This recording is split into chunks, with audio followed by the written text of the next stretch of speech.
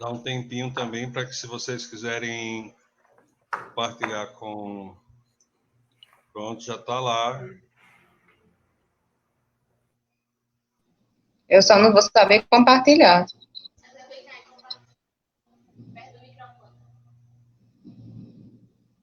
Pronto, Charles, assim ficou bom.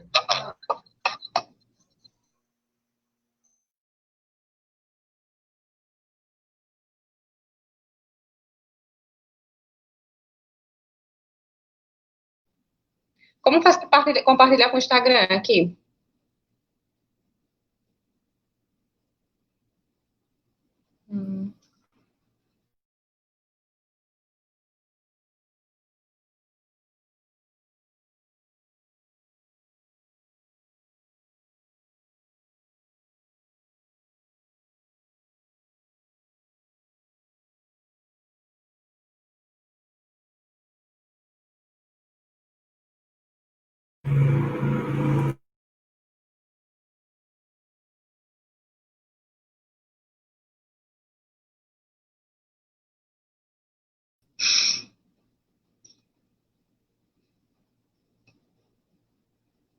Marcos?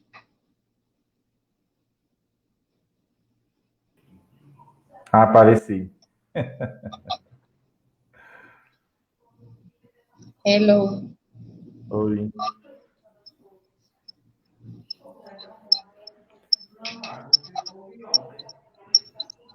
Vamos lá, Marcos. Aila, eu acho que se tu tivesse com fone de ouvido, estaria bacana.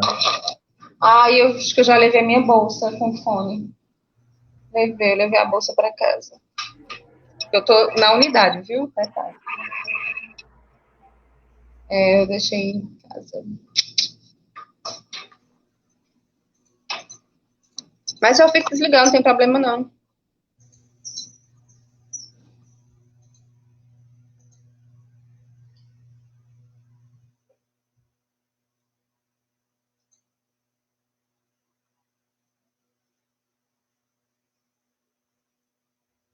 Marcos, podemos começar, Marcos? Mas eu fico desligando. Já estamos ao vivo.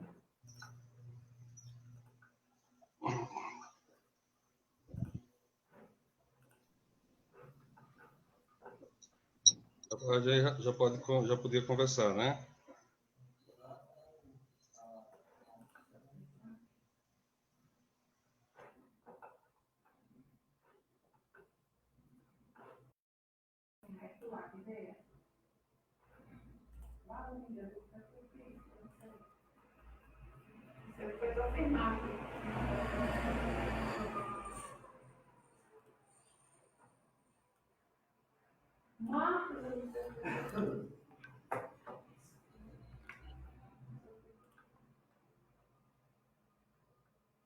Eu estou mexendo aqui no controle aqui de Marcos.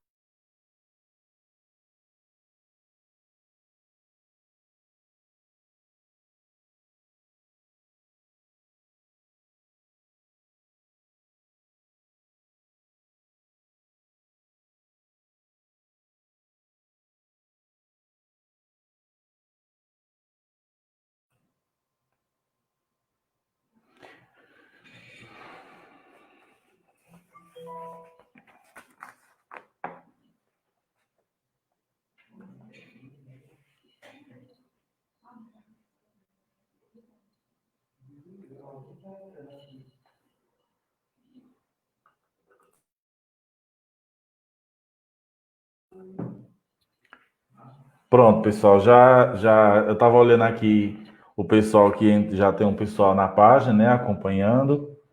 Então, a gente já vai dar início à nossa fala, né, a nossa fala aqui sobre os desafios do cadastro único frente ao auxílio emergencial, que é aí um programa de muita importância para toda a sociedade no momento, né, que é uma forma de garantir, né, a renda básica mínima, né, aos brasileiros que estão aí passando, a todos nós, né, que na verdade estamos passando por essa dificuldade diante da pandemia do coronavírus em todo o mundo. Então, essa nossa live aqui é apenas para a gente dar uma conversada um pouco melhor. A transmissão está sendo realizada através da plataforma no Facebook pela nossa empresa, que é uma empresa de cursos e consultorias voltada para a área social, né? Uma empresa parceira, eu e Charles, parceiros, né? Somos parceiros na empresa, né? A MC Cursos e Consultorias, e nós temos a honra de convidar e estarmos com ela aqui hoje, com Nairla Souza, que é assistente social, né? Também nossa grande amiga, e vai dar a sua contribuição com seu olhar social aqui nessa participação, nessa live, né? Então, vou fazer uma breve apresentação. Meu nome é Marcos Siqueira, né? Sou bacharel em serviço social, especialista em docência do ensino superior, e vamos contar com a participação deles dois, e que cada um vai fazer agora a sua breve apresentação, para daí a gente começar o nosso real bate-papo sobre o cadastro único, os desafios do cadastro único, frente ao auxílio emergencial, né? E toda essa questão garante o benefício às famílias, qual é a importância social e segurança alimentar para as famílias beneficiárias do auxílio.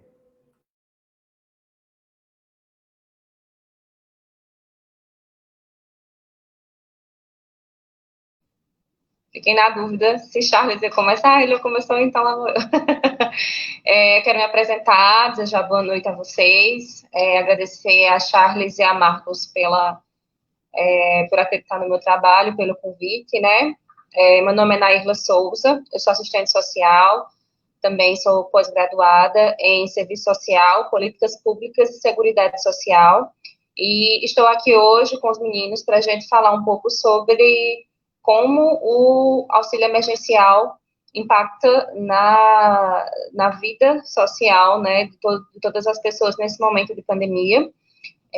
Espero que vocês possam ficar até o final. Vai ser uma conversa muito bacana, muito esclarecedora. Tenho certeza que todos nós três, tanto quanto as pessoas que estão em casa nos assistindo, também têm muito a contribuir com a conversa de hoje à noite. Passo a palavra para Charles.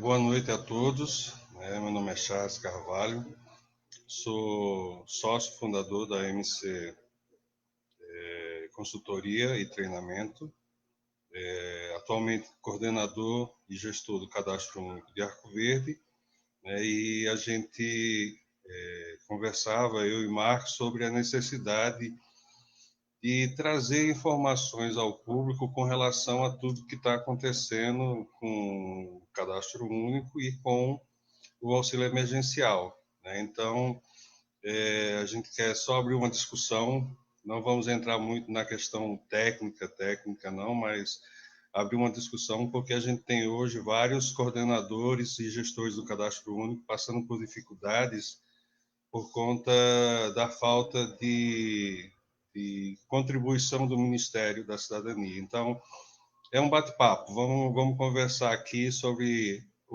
as dificuldades e o que é que pode ser feito para a gente passar por esse período de pandemia.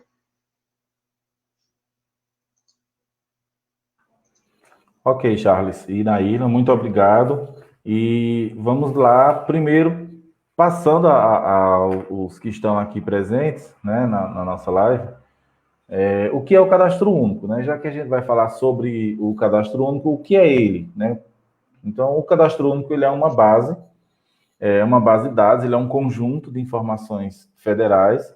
Então, um sistema por onde o governo federal extrai os dados para a geração de benefícios sociais, né, para todas as pessoas que fazem parte do público, né, de vários programas. Então, o Cadastro Único, ele é operado pelos municípios, mas ele tem uma gestão descentralizada, federal, estadual e municipal, mas cabe somente e exclusivamente aos municípios fazer o lançamento de dados na plataforma. Então, apenas operadores municipais, né, que conseguem acessar o Cadastro Único e conseguem lançar essas informações, né, no sistema. Então, são pessoas autorizadas, né, pela Caixa Econômica, e eles fazem a coleta, né, eles fazem a entrevista para lançar os dados. As entrevistas de preferências devem ser domiciliares, né? As entrevistas devem ocorrer no domicílio da família,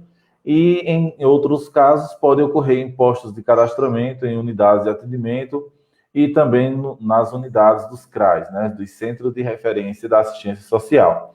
Então, ele é uma base gigantesca, né? Operada pela Caixa Econômica, administrada pelo Ministério da Cidadania, antigo Ministério do Desenvolvimento Social. E o Cadastro Único, ele tem um perfil, né? Não é todo mundo que entra no Cadastro Único.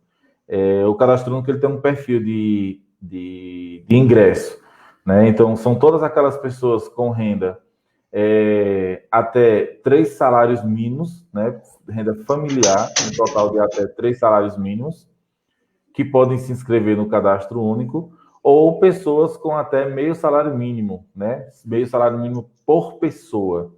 Então, são essas duas regras para você ingressar no Cadastro Único. E tem uma terceira regra que não é tão usada, mas é regra, está na legislação, que é quando a família ou pessoa está acima da regra de 3 salários, mas ela está vinculada a um programa social, né? Por exemplo, a carteira do idoso. Às vezes tem um idoso que ele é sozinho, e a carteira do idoso pode ser gerada para aquele idoso que tem renda de até 2 salários mínimos. Então, se ele pode ter até 2 salários mínimos de renda, né, ele pode sim ingressar no Cadastro Único com a regra de até 3 salários mínimos, mas ele ficaria de fora da regra por ser meio salário mínimo por pessoa. Então, ele fica fora da regra do cadastro, mas ele está vinculado a um programa social. Então, não há uma interferência, né? E aí segue para outros perfis. Então, como eu já citei, é uma base muito grande de dados, e essa base de dados é extraída para gerar alguns programas. Eu vou citar alguns deles que são muito conhecidos, né? E que são muito importantes. Por exemplo, o programa Minha Casa Minha Vida, né? Para o Minha Casa Minha Vida é utilizada a base do Cadastro Único. O programa do Telefone Popular, o programa da Carta Social, que são programas sociais que usam a base do Cadastro Único para isso. O programa de fomento às atividades produtivas rurais, que é aqueles programas de financiamento, que muita gente tem dúvida. Por exemplo, eu quero fazer um Crédito Amigo, um Agroamigo, vou perder o Bolsa Família, né? Teoricamente não, porque ele está inserido dentro aí dos programas sociais que são utilizados através do Cadastro Único. E, claro, não podemos deixar de falar o programa Bolsa Família, né? Ele existe a partir da base do Cadastro Único. Então, cada vez que um usuário vai a um CRAS atualizar o cadastro, ele não vai atualizar o cadastro do Bolsa Família, porque o Bolsa Família não tem cadastro. Não existe um cadastro para o Bolsa Família. Existe o Cadastro Único, que é para todos os programas do governo federal, né? E o cadastramento, para fazer o cadastro, você tem que apresentar, quando você é o responsável familiar, né, tem que apresentar algum documento oficial. Mas também tem casos em que não é necessário apresentar documentos nenhum, até porque o cadastro deixa claro que as informações são autodeclaratórias, então a família não precisa provar o que ela está dizendo. Porém, ela precisa arcar com a consequência caso ela omissa dados importantes para o Cadastro Único. Então, basicamente, o cadastro é esse, e agora ele apareceu, né? Agora ele está com grande evidência, porque o auxílio emergencial ele é gerado a partir de várias bases, inclusive o Cadastro Único é uma das bases principais para a geração do auxílio emergencial. Então, só um resumo do que é o Cadastro Único e de como ele é operado. Charles? Então, Marcos, muita gente aqui nos comentários dando boa noite, a gente não está conseguindo visualizar o nome das pessoas, aí eu vou pedir para que as pessoas coloquem o nome e de onde é, para a gente poder identificar e dar um oi, tá? Mas é importante a gente, nesse contexto, lembrar que o Cadastro Único nunca foi tão falado como nesses últimos 2 meses, né? Até então as pessoas tinham tinha um conhecimento muito restrito do que era o cadastro único. E aí, depois do auxílio emergencial, a coisa meio que estourou e as pessoas começaram a entender o que era o cadastro único e para que serve, né? Uma coisa que a gente estava conversando, esses dias que a gente acertou, né, é que a gente fazia algumas previsões para o auxílio emergencial, que era, primeiro, o Ministério não ter dinheiro para pagar esse povo que a gente tinha conversado e a gente terminou acertando, né? Depois a gente falava da questão que eu adoro, que é o da Caixa. A Caixa se aproveitando desse momento para bancarizar todas as contas do auxílio emergencial e terminar trazendo aí uma loucura que foi para pagamento do auxílio emergencial. E em terceiro, que a gente comentou também, que o próprio presidente da Caixa disse que era a bancarização também do público do Bolsa Família, né? Que a gente já tinha também dito que isso iria acontecer, né? Então, assim, a gente está percebendo, Marcos, que nesse processo todo da questão do auxílio emergencial e da falta de conhecimento, até mesmo por parte de alguns setores dos órgãos oficiais, se tornou muito complicado a questão do pagamento do auxílio e do trato com o auxílio emergencial, né?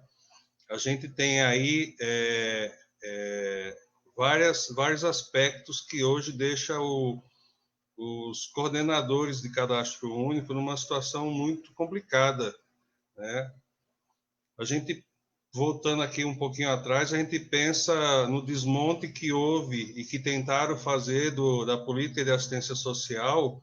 Eu acho que essa política de desmonte do SUAS, ele ainda continua, né? Porque a gente nunca viu na história do Ministério da Cidadania ou do Ministério da Assistência Social ou do próprio MESA, quando era o ministério ligado à questão da alimentar, uma falta de conexão tão grande como está tendo agora com os estados, com os municípios, né? Então, assim, é algo preocupante, e aí a gente volta para a questão do SUAS, para entender que esse desmonte que está sendo feito é uma coisa que vai continuar e que a gente precisa trabalhar isso enquanto gestão.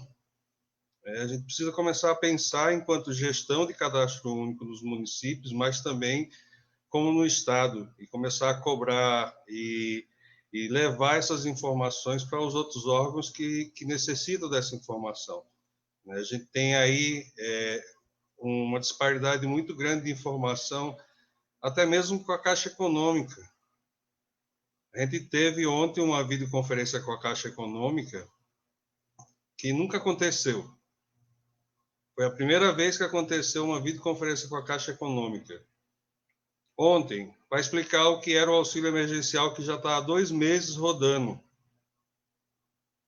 Então, assim, você tira por aí como é que está a situação da gente, né? Então, essa questão do trabalho em rede, que a gente sempre vinha cobrando, da necessidade do trabalho em rede dentro dos municípios, da necessidade do trabalho em rede dos equipamentos nos municípios, no Estado, ela começa a se fortalecer enquanto política pública, né? Porque agora, com a pandemia, se vê a necessidade realmente de se repensar, né, tudo que está acontecendo com relação à assistência social. Naila? Oi.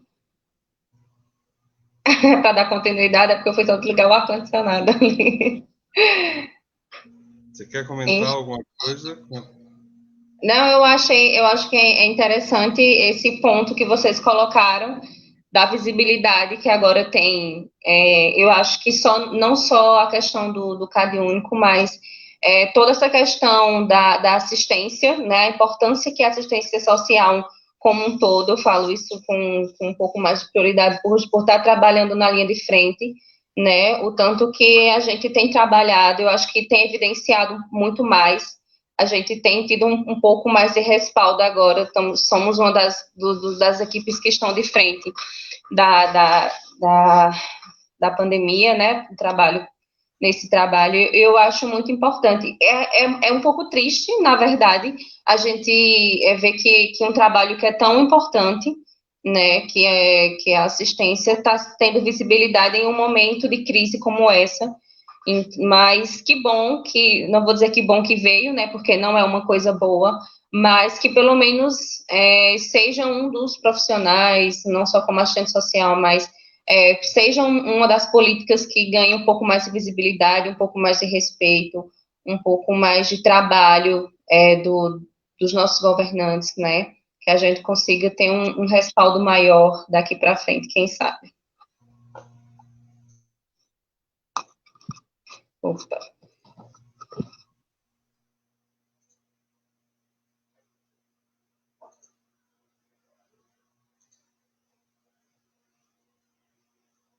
Marcos, eu não estou conseguindo ativar o teu som. Ah, pronto. Ativei aqui.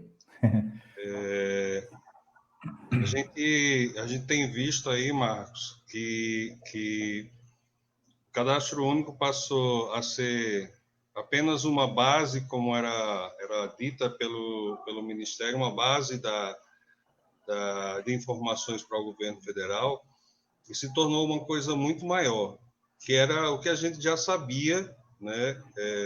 Pelo menos a gente que procurava entender o que era cadastro único, mas ela começa também a mostrar um outro fator que é preponderante, que a gente tem muita ideia do cadastro único como o cadastro da família, né? A gente trabalha muito o cadastro único como família. E esse momento de pandemia ele mostrou um outro aspecto que a gente até então não visualizava, que era a questão do indivíduo, né? A gente teve aí, tem ainda problemas, por exemplo, com a população de rua, que não conseguiu ter acesso ao auxílio emergencial. A gente teve agora já na segunda parcela, a questão com os ex-presidiários, pessoal que passou pela questão do regime prisional, pessoas que estavam há 7 anos fora do regime prisional, do sistema prisional, e que o Ministério colocou tudo num saco só e terminou tirando a cidadania dessas pessoas, porque negou a elas o direito ao auxílio, porque elas um dia passaram pelo regime prisional. Isso a gente está falando de pessoas que tiveram alvará de soltura definitiva em 2006, né? Pessoas que tiveram alvará de soltura definitiva em 2017, 2012. Então, essas pessoas tiveram seus direitos meio que cassados. Como é que a gente dá cidadania a esse povo? É um pouco delicado, né? Um pouco complicado, porque assim, essa questão ela pesou muito agora, né? Principalmente com as pessoas que passaram pelo sistema prisional, que já teve todo essa dinâmica de pagamento na primeira parcela, né? E agora na segunda parcela o governo fez um novo batimento de dados e identificou uma série de pessoas no sistema prisional que passou, na verdade, pelo sistema prisional. E essas pessoas agora não tiveram acesso ao auxílio emergencial e fica difícil você garantir a cidadania a essas pessoas dessa forma, né? Até porque qual a orientação que será dada a essas pessoas? Para você que hoje é gestor, Charles, é mais angustiante ainda, né? Porque você está aí na ponta, você está aí no seu município, né, em Arco Verde, atendendo e a demanda chega até você, né? Eu não tenho mais essa dificuldade porque eu não trabalho mais no cadastro único, né? Atualmente eu sou gestor do programa, mas eu sinto essa dificuldade enquanto política pública, porque fica muito difícil você conseguir garantir que essas pessoas tenham acesso ao direito dela, né? Ao pessoal em situação de rua, é um outro ponto delicado, porque foi colocado lá no auxílio emergencial a questão do telefone, né? E não só o pessoal em situação de rua, né? Mas outras pessoas também não possuem telefone. É tanto que a Caixa fez uma correção, o governo federal fez uma correção com relação ao telefone, ainda é necessário utilizar no início do cadastro, mas foi trabalhado um pouco mais essa questão. Um outro ponto que vai começar a dar trabalho é agora a partir de 1º de junho, quando começam as inscrições, né? Vai estar aberto, né? Segundo o diretor de tecnologia, o vice-presidente de tecnologia da Caixa, a partir de 1º de junho, o sistema do auxílio emergencial vai estar liberado para as mães chefes de família menor de 18 anos começarem a fazer os seus cadastros, né? Então, quando esse cadastramento começar, aí nós vamos começar a ter mais problemas, né? Mais dificuldades. Mas, assim, num cenário geral, eu entendo o auxílio emergencial como muito importante, né? Muito necessário e muito urgente à população. Essa demora no pagamento da segunda parcela levou muita gente a passar fome.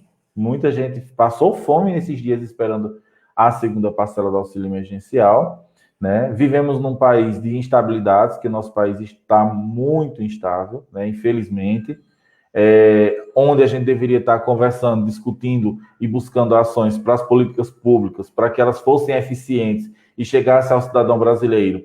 O que a gente vê no jornal, em todo lugar, é apenas corrupção, corrupção, né? Tem um exemplo hoje, como o governador do Rio de Janeiro aí, teve uma busca e apreensão na residência por fraude na compra de respiradores, enfim. Então, assim, o foco foi perdido, a política de assistência social está sendo vista agora, mas não está sendo reconhecida, porque eu vejo. Mas reconhecer é outra situação, né? O governo faz uma propaganda de que liberou não sei quantos milhões para assistência. Eu acredito que se fosse a liberação ocorrida em tempos anteriores, a situação não seria essa hoje. Teríamos tido uma assistência social melhor à população brasileira, né? E eu deixo com Naírla esse questionamento do uso da política da assistência social no momento correto. Porque eu acredito que não foi usado, não foi dada a devida importância à política de assistência social. Infelizmente, nos municípios, essa é uma angústia que eu vou compartilhar aqui com todos. Quando você trabalha na assistência social, você se sente quase que ninguém, porque você sabe do seu trabalho, você sabe da importância do seu trabalho, mas os melhores salários estão na saúde, estão na educação. Quem é mais visto é saúde e educação, quando na verdade você não consegue trabalhar saúde, educação e assistência separados. E tem um fator importante, muito importante, que pesa e que eu acho que os prefeitos, principalmente, não viram isso ainda. Ou se viram, estão fazendo de conta em alguns lugares. Porque, veja, a criança ou adolescente que eu atendo na assistência social, ele é o mesmo que precisa do posto de saúde e ele é o mesmo que precisa da escola. Então, nós não estamos falando de públicos diferentes. Nós estamos falando do mesmo público. E por que nós temos que tratar a política de assistência social de uma forma desvalorizada e valorizar, em alguns casos, a saúde e a educação? Porque sempre a saúde e a educação elas têm uma referência maior de assistência, de financiamento, de cima para baixo, a assistência ela é um pouco recuada. Então, como profissionais da área social, eu acredito que é um ponto a ser tratado, né, futuramente, já, na verdade, mas que buscar uma política mais eficaz para que a política de assistência social passe a ser vista, e não só vista, mas reconhecida, porque, como eu falei, não adianta eu apenas ver, eu tenho que ver e reconhecer que essa política é essencial. E nós estamos numa situação no nosso país na qual a política de assistência social ela está interligada com tudo e todos, né? Porque a luta de classes ela nunca vai acabar, porque o nosso país, infelizmente, é um país desigual. Isso. Vou abrir meu microfone. Você vai falar, Charles? Não, fica à vontade. Tá. Então, pegando o gancho de Marcos para falar sobre essa questão da desvalorização, né, do serviço. A gente, infelizmente, é toda uma carga histórica, né, dessa questão, dessa desvalorização. A gente sabe que nós vivemos no neoliberalismo, e isso flexibiliza muito essa questão de trabalho, e muitas vezes isso influencia diretamente no nosso modo de trabalho também, quanto assistentes sociais, porque o sistema de trabalho, na maioria das vezes, é feito por seleção, né? Então, isso ocasiona que muitas vezes o nosso trabalho é interrompido, porque a gente não pode estar, por exemplo, fazendo alguns reclamações, porque nós sabemos que nós estamos contratados e isso vai acabar influenciando na nossa demissão, por exemplo. Então, isso é toda uma questão, né, histórica, e que é complicado porque nesse sistema neoliberal nós também sofremos, enquanto profissionais, enquanto trabalhadores, enquanto classe trabalhadora, nós assistentes sociais, mesmo estando voltados para a classe trabalhadora, nós também nos reconhecemos como tal, e isso influencia, isso, de certa forma, impacta no nosso trabalho, porque muitas vezes a gente não pode fazer algumas reclamações, algumas coisas, porque a gente é barrado, né, por esse motivo.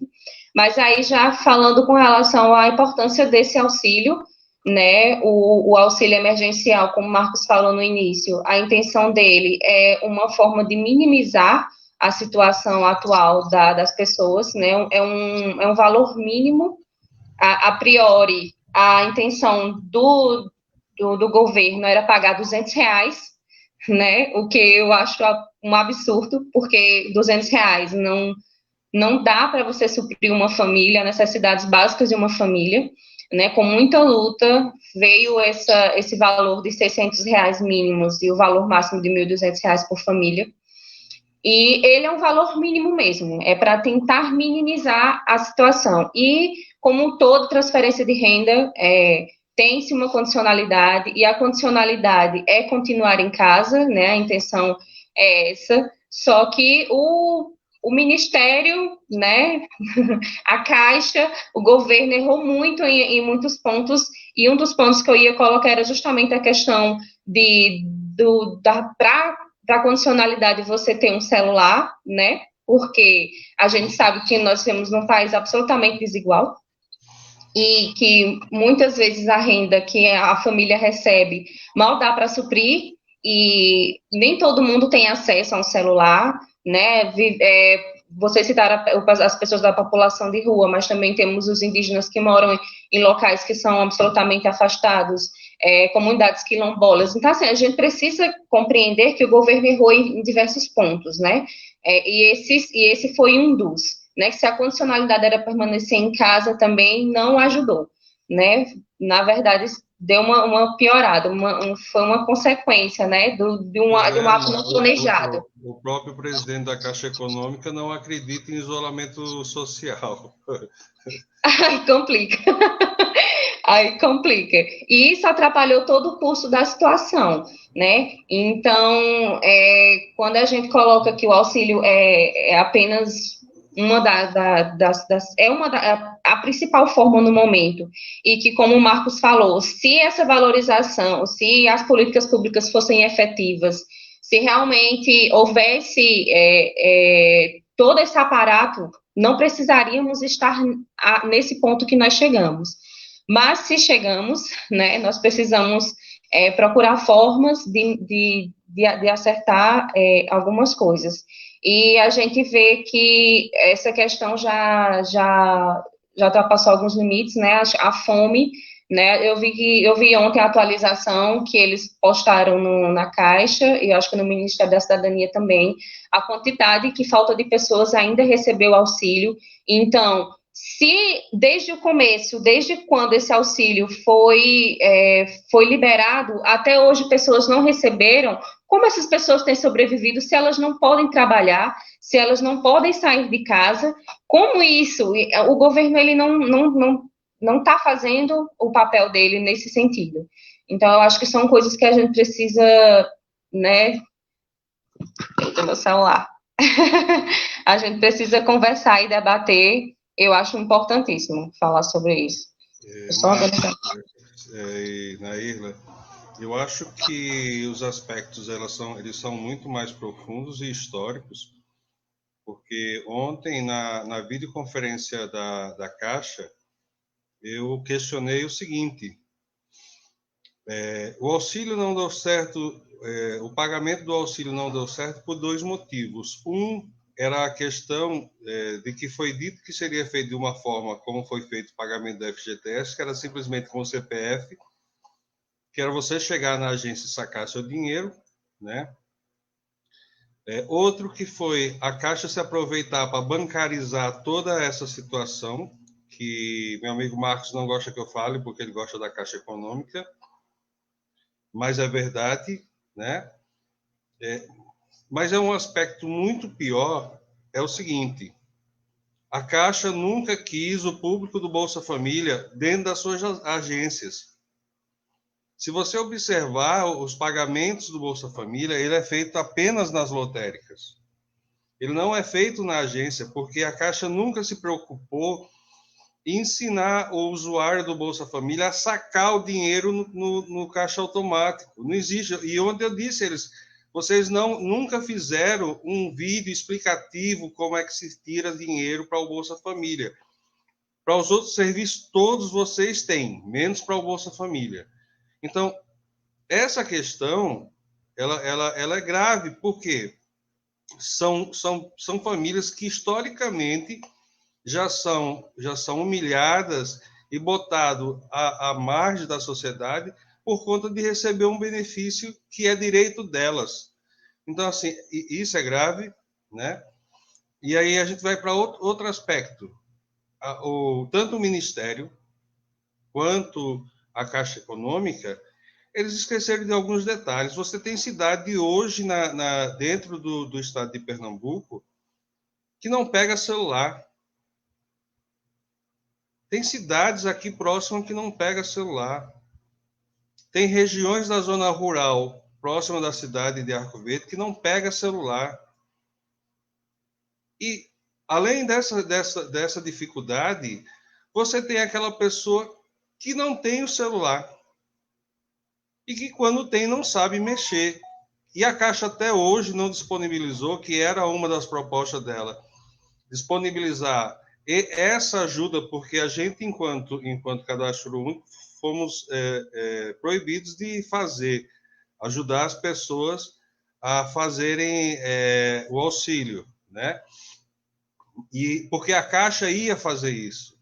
Mas até hoje a Caixa não fez e nem vai fazer, porque ela não tem interesse. Ela tem interesse em bancarizar, fazer com que essas famílias fiquem recebendo na conta, né? O calendário saiu com 2 semanas de atraso. Mas não é só isso. O calendário saiu com 2 semanas de atraso para ser depositado nas contas digitais com 1 semana depois, para ser sacado com 2 semanas depois. Então, assim, a família que está passando necessidade hoje, ela vai ter que esperar dia 30 até o dia 13 para receber. Então, isso quer dizer que o calendário do próximo mês também vai atrasar. Então, assim, é uma loucura isso. É uma loucura. E, assim, por mais que você explique às pessoas que os municípios não têm gestão nenhuma sobre o auxílio emergencial, as pessoas têm como base de referência nos municípios a gente. Elas querem uma resposta. Né? Elas querem saber por que o auxílio delas não foi pago, ou como o que está acontecendo agora, várias pessoas que não estão recebendo o auxílio emergencial e nem o Bolsa Família. Existe um decreto proibindo o bloqueio e o cancelamento do Bolsa Família. E essas famílias estão tendo o Bolsa e o auxílio bloqueado e cancelado. Mas até agora o Ministério também não disse por quê. E jogou tudo nas costas dos municípios. E os gestores estão loucos. Loucos. Tem gestor que está pedindo demissão. Tem gestor que adoeceu, porque com a pressão que está tendo nos municípios. Porque você pode mexer com tudo, mas não mexa com o dinheiro das pessoas. Porque elas vêm atrás. E mesmo que você não tenha culpa de nada, elas querem que você dê um jeito. E ela se sente chateada quando você diz: eu não posso fazer nada, eu não tenho o que fazer, né, Marcos? E é porque eles acreditam que a gente pode fazer alguma coisa quando na verdade a gente não pode. Marcos? Concordo plenamente, Charles, com o que você colocou. E assim, eles vão bater na porta dos municípios. De fato, não tem uma orientação, né? Não tem como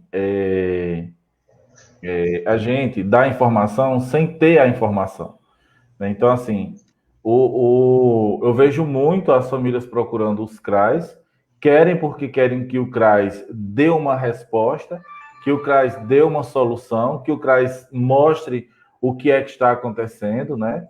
E sem falar nos problemas familiares que ainda os usuários querem que a gente resolva, né?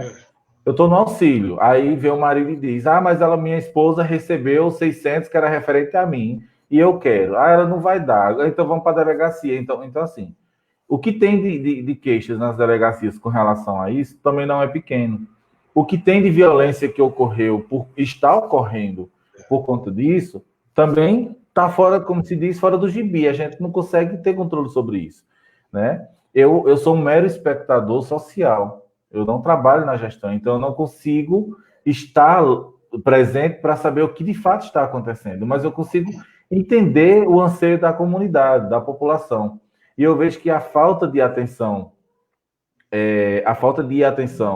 do governo federal, né, do Ministério da Cidadania, que é de onde sai tudo, né? Eu vi você falando aí da Caixa, né? A Caixa, o interesse da Caixa, né, no meu ponto de vista, no meu humilde ponto de vista, é que a Caixa apenas quis bancarizar, né? Aí 20, 30 milhões de pessoas que não tinham contas e eles agora bancarizaram e estão todas na Caixa, né? Então não houve uma preocupação social, não houve uma preocupação do bem-estar dessas famílias, né? Não houve uma preocupação na qualidade de vida dessas famílias, não houve uma preocupação na atenção imediata e o alívio da fome dessas famílias. Houve o interesse, como sempre, comercial para isso, né? E aí, quando o governo federal projeta tudo isso, faz tudo isso, né? E aí vem o argumento: ah, mas foi um tempo muito curto para poder oferecer o auxílio emergencial à Caixa, que o Pedro Guimarães, né, o presidente da Caixa, ele insiste em dizer a todo momento que a Caixa é o banco de todos os brasileiros. Ele ainda diz pausadamente: sim, pode até ser o banco de todos os brasileiros, mas eu não posso dizer que sou o banco de todos os brasileiros quando eu tenho apenas um olhar financeiro somente para esses brasileiros. Se a Caixa é um maior banco social, né, como é que eu trato diferente na hora da ação? Então, assim, o auxílio emergencial foi muito positivo, está sendo muito positivo para fins econômicos, né? Eu vou dar só um exemplo aqui do município de Araripina. No mês de abril, só de famílias beneficiárias do Bolsa Família, que passaram a receber o auxílio, junto aquelas que não ficaram no perfil e receberam bolsa, juntando esse pessoal, que são em torno de 16 mil famílias em Araripina, foi em torno de 17 milhões de reais em um único mês, só para esse público. Então, e o outro público ainda de desempregados, né? Os demais, que a gente não sabe quanto foi. Então, assim, economicamente é muito positivo para os municípios, né? O auxílio emergencial foi muito positivo nesse sentido das economias, da economia municipal. Mas ele também é de muita e extrema importância para garantir o alimento dessas pessoas. Então, infelizmente, é um programa recheado de informações desencontradas. Charles está aí de prova, né? São informações totalmente desencontradas. Outra dificuldade é que o governo publica uma legislação ou o governo publica uma instrução operacional e, tipo assim, se vira, interpreta como tu quer.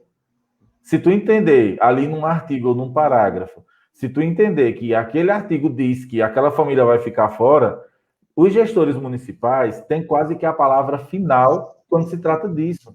Então, tem gestor que faz papel, né, gestor municipal do Cadastro Único, que é papel decisório, faz um papel decisório no auxílio emergencial, faz um papel decisório no programa Bolsa Família, porque é o que o gestor diz que se torna lei para os beneficiários, né? Então, cabe aos gestores municipais fazer a interpretação, quando, na verdade, antes de lançar uma instrução operacional dessa, o governo podia criar uma metodologia na qual passasse as informações, expressasse aos gestores o que é que aquilo quer dizer, tá? Então, assim, nem prepara Estado, nem prepara município, e a família a gente dá uma informação. E tem uma outra questão, é a volatilidade de dados, de informações, de dados. Essa semana eu chego, Charles e Naíla, e dou uma informação para o beneficiário. Olha, sua situação é essa, essa, essa. Daqui a uma semana, quando ele vem, a informação é outra. E isso dificulta o trabalho das gestões municipais. E o erro 100% está no Ministério da Cidadania, porque é de lá que saem as informações. Mas o governo está mais preocupado em trocar cargos, porque até o secretário nacional, que responde pela parte do Bolsa Família, já foi demitido semana passada, né? Aliás, ele pediu demissão, aspas, ele pediu demissão, e agora ele é consultor para assuntos sociais do Banco Mundial, né? Que é o nosso querido Tiago Falcão. Ele agora está no Banco Mundial. Então, assim, vai dar a sua contribuição a partir de lá, porque o Banco Mundial tem diversas ações voltadas para essas questões, mas num momento como esse não pode existir trocas, principalmente na escala federal. A partir do momento que você troca uma pessoa dessa lá em Brasília, lá dentro do Ministério, você tem um leque de pessoas ligadas a você que são mudadas. E é um leque de programas que são mudados. É um leque de informações que vão ser alteradas. E essa informação não chega a tempo igual o dinheiro chega. Então, o dinheiro vai chegar primeiro na conta do cidadão, primeiro no bolso do cidadão, vai chegar primeiro no mercado do bairro onde o cidadão mora, e a informação não chega para os gestores municipais.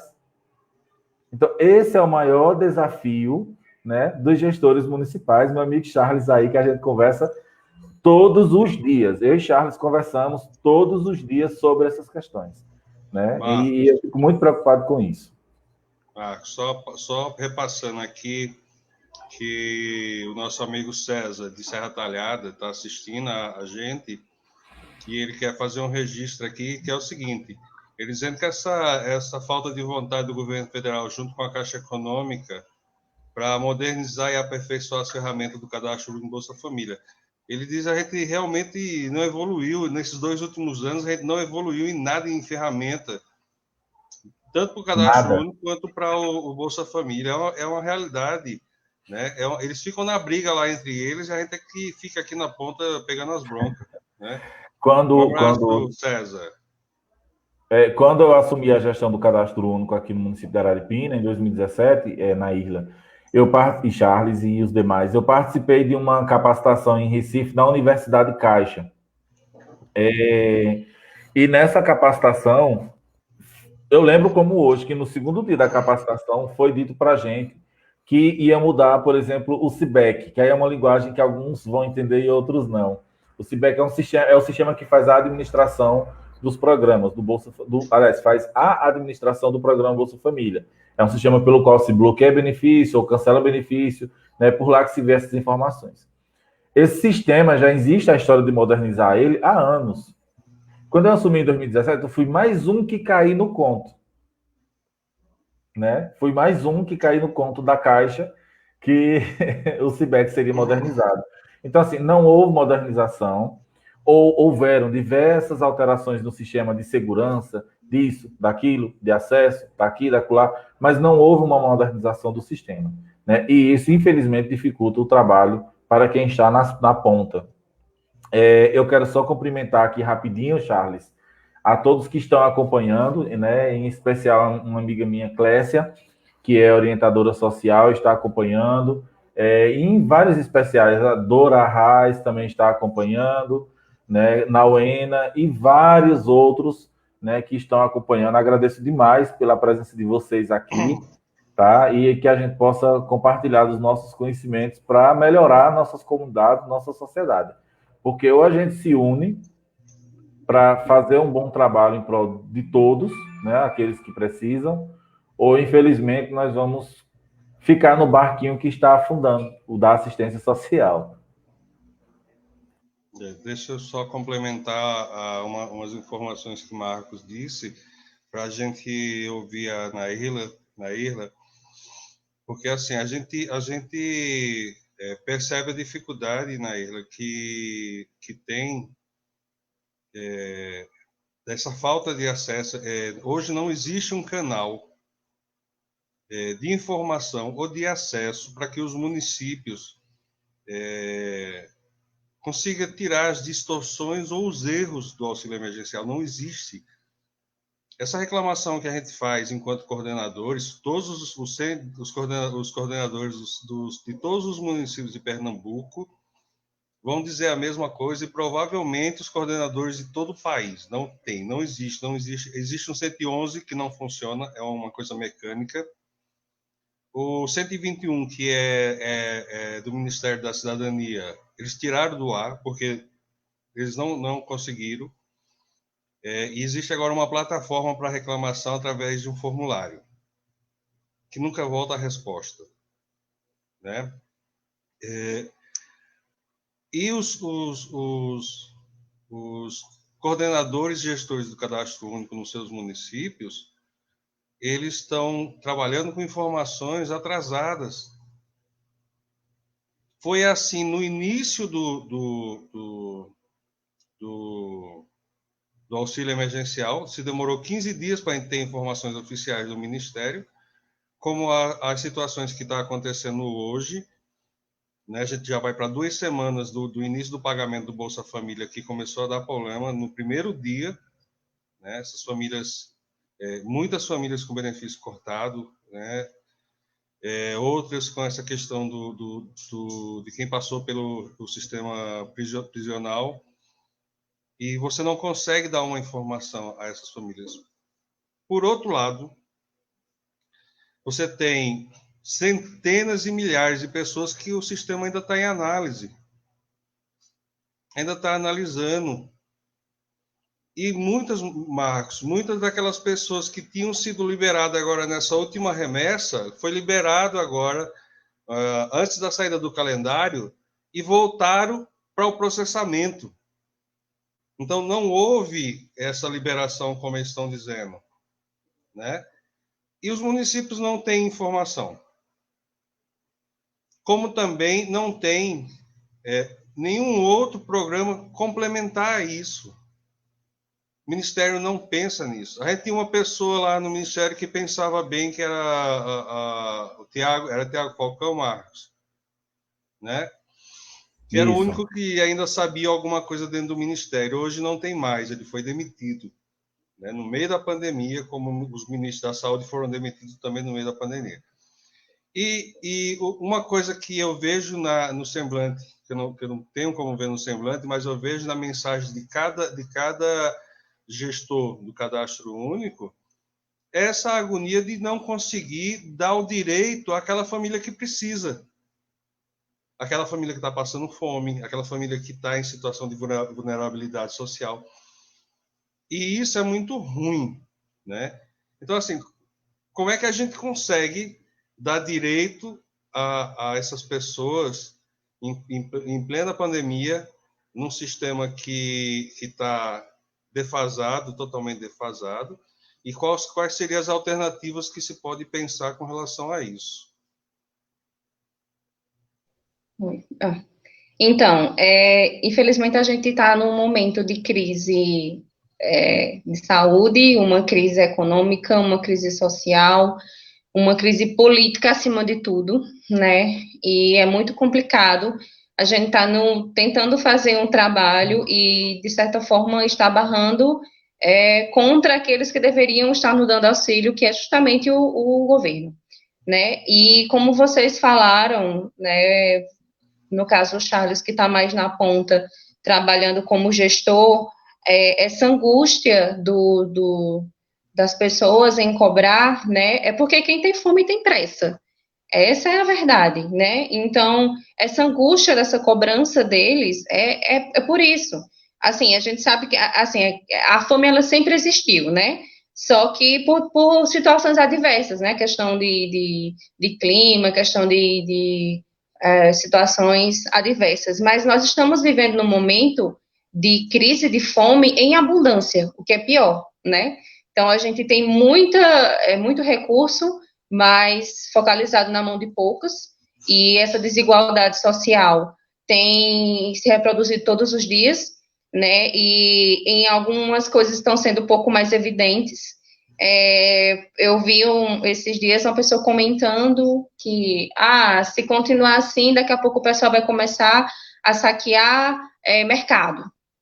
Mas, gente, isso é um reflexo da desigualdade social, né? As pessoas estão começando a assimilar, por exemplo, que essa renda desigual que existe no nosso país há muitos anos é um reflexo hoje muito mais visível, porque era muito mais fácil você julgar, por exemplo, uma pessoa que saqueou um comércio porque ele é isso ou é aquilo. Mas a gente vê hoje, na real necessidade, né, dessa questão da pandemia, que isso está muito mais intrínseco, está muito mais enterrado, é uma questão histórica, é uma questão que vem de muito tempo. Então, é muito complicado você trabalhar com o direito, né, se muitas vezes nós que estamos trabalhando em frente à pandemia, nós estamos com nossos direitos não estamos assegurados, estão guardados, estão sendo segurados, né? Então, é muito tenso e complicado, não só para a pessoa que está ali tentando receber o auxílio, mas para quem está tentando trabalhar e fazer com que esse auxílio chegue às pessoas, chegue para que o pão chegue à mesa, né? E falar em mesa, o SESC, como todos já sabem, também trabalha com Mesa Brasil, né? Para quem conhece o trabalho do SESC, há muitos anos o Mesa Brasil ele existe, e nós encontramos uma dificuldade muito imensa nesse momento de pandemia, de continuar com o trabalho do Mesa Brasil, né? Temos conseguido aí arrecadar muita coisa com live, mas a situação em si do Mesa Brasil é bem complexa, porque o nosso trabalho era feito junto com mercados, supermercados, hipermercados que doavam. Para quem não sabe como funciona o trabalho de um banco de alimentos, né? Esses alimentos eles são doados para o banco, e o banco ele faz essa distribuição desses alimentos para instituições. Então, nós nos vimos com uma necessidade muito grande, porque a questão do alimento na mesa das pessoas, nessa questão nutricional, ela não está baseada simplesmente na questão do alimento em si, né? De receber um alimento. Sendo que se a gente perceber, quando a gente recebe um alimento, esse alimento ele vai ser dividido para aquelas pessoas na família. Então, já é uma subdivisão daquilo que você já recebeu, né? Já é um funil. Você vai receber o alimento e você vai ter que dividir com os demais, né? E isso implica não só na questão da quantidade do alimento, mas a qualidade do alimento, e a saúde da pessoa, ela não está ligada só em você fazer a comida e comer, né? O lugar onde ela é preparada, né, se aquela localidade onde ela está sendo preparada, isso eu falo, por exemplo, em comunidades que não têm saneamento básico, por exemplo, né, que o esgoto passa ali na cozinha da casa daquela pessoa, então ela está cozinhando, mas o esgoto está passando ali, e isso vai, de certa forma, refletir na saúde dela. Então, a gente percebe que a questão da expressão da questão social, ela é muito mais ampla do que a gente possa simplesmente colocar ali, né? Então, a gente percebe que essa questão do recebimento do auxílio emergencial, ela não está ligada simplesmente ao momento que a pandemia aconteceu e a gente tem que receber esse auxílio. É uma questão de muitos anos em que as políticas públicas, elas não têm sido efetivas. Essa é a verdade. Então, muitas coisas vão sendo deixadas para trás, e no momento de crise como essa, é que a gente percebe que o poder, que o governo, ele não trabalhou da forma como ele deveria trabalhar, e que isso está, de certa forma, refletindo na vida de todos nós. Essa é uma verdade absoluta. Marcos, uma coisa que Naila fala e que é muito interessante, e talvez você pudesse abordar um pouco, é que mesmo a gente trabalhando as políticas públicas de assistência social, a gente tem visto algumas distorções com relação ao auxílio emergencial. Por exemplo, hoje no grupo do Bolsa Família da gente, tinha uma postagem falando daquela questão das famílias que estavam comprando eletrodoméstico com o dinheiro do auxílio, né? Que o próprio Pedro Guimarães, o presidente da Caixa Econômica, deixou bem claro que o povo pode gastar o dinheiro, que é de vocês, né? Só que a gente nunca trabalhou isso no público, por exemplo, do Bolsa Família.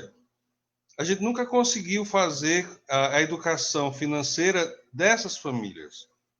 A gente nunca pensou em trabalhar essa situação agora. Porque você tira uma família, por exemplo, que recebia R$ 49 de Bolsa Família, e ela recebeu 1.200 e gastou, torrou, né?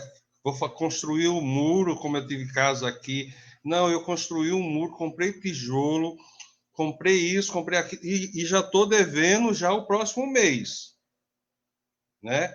Mas a gente pode criticar essas pessoas, a gente não tem como, Marcos, porque a gente nunca trabalhou essa política de educação financeira para essas comunidades. É muito ruim a gente ouvir isso, mas é verdade. Elas têm o direito de gastar o dinheiro com que elas quiserem, mas a gente sabe que essa situação de pandemia ela pode perdurar, né? E a gente vê hoje as famílias que há um mês, há menos de um mês atrás receberam dinheiro e que hoje já não tem nada. Então, assim, há espaço para trabalhar isso dentro das políticas sociais. Falta o quê, Marcos?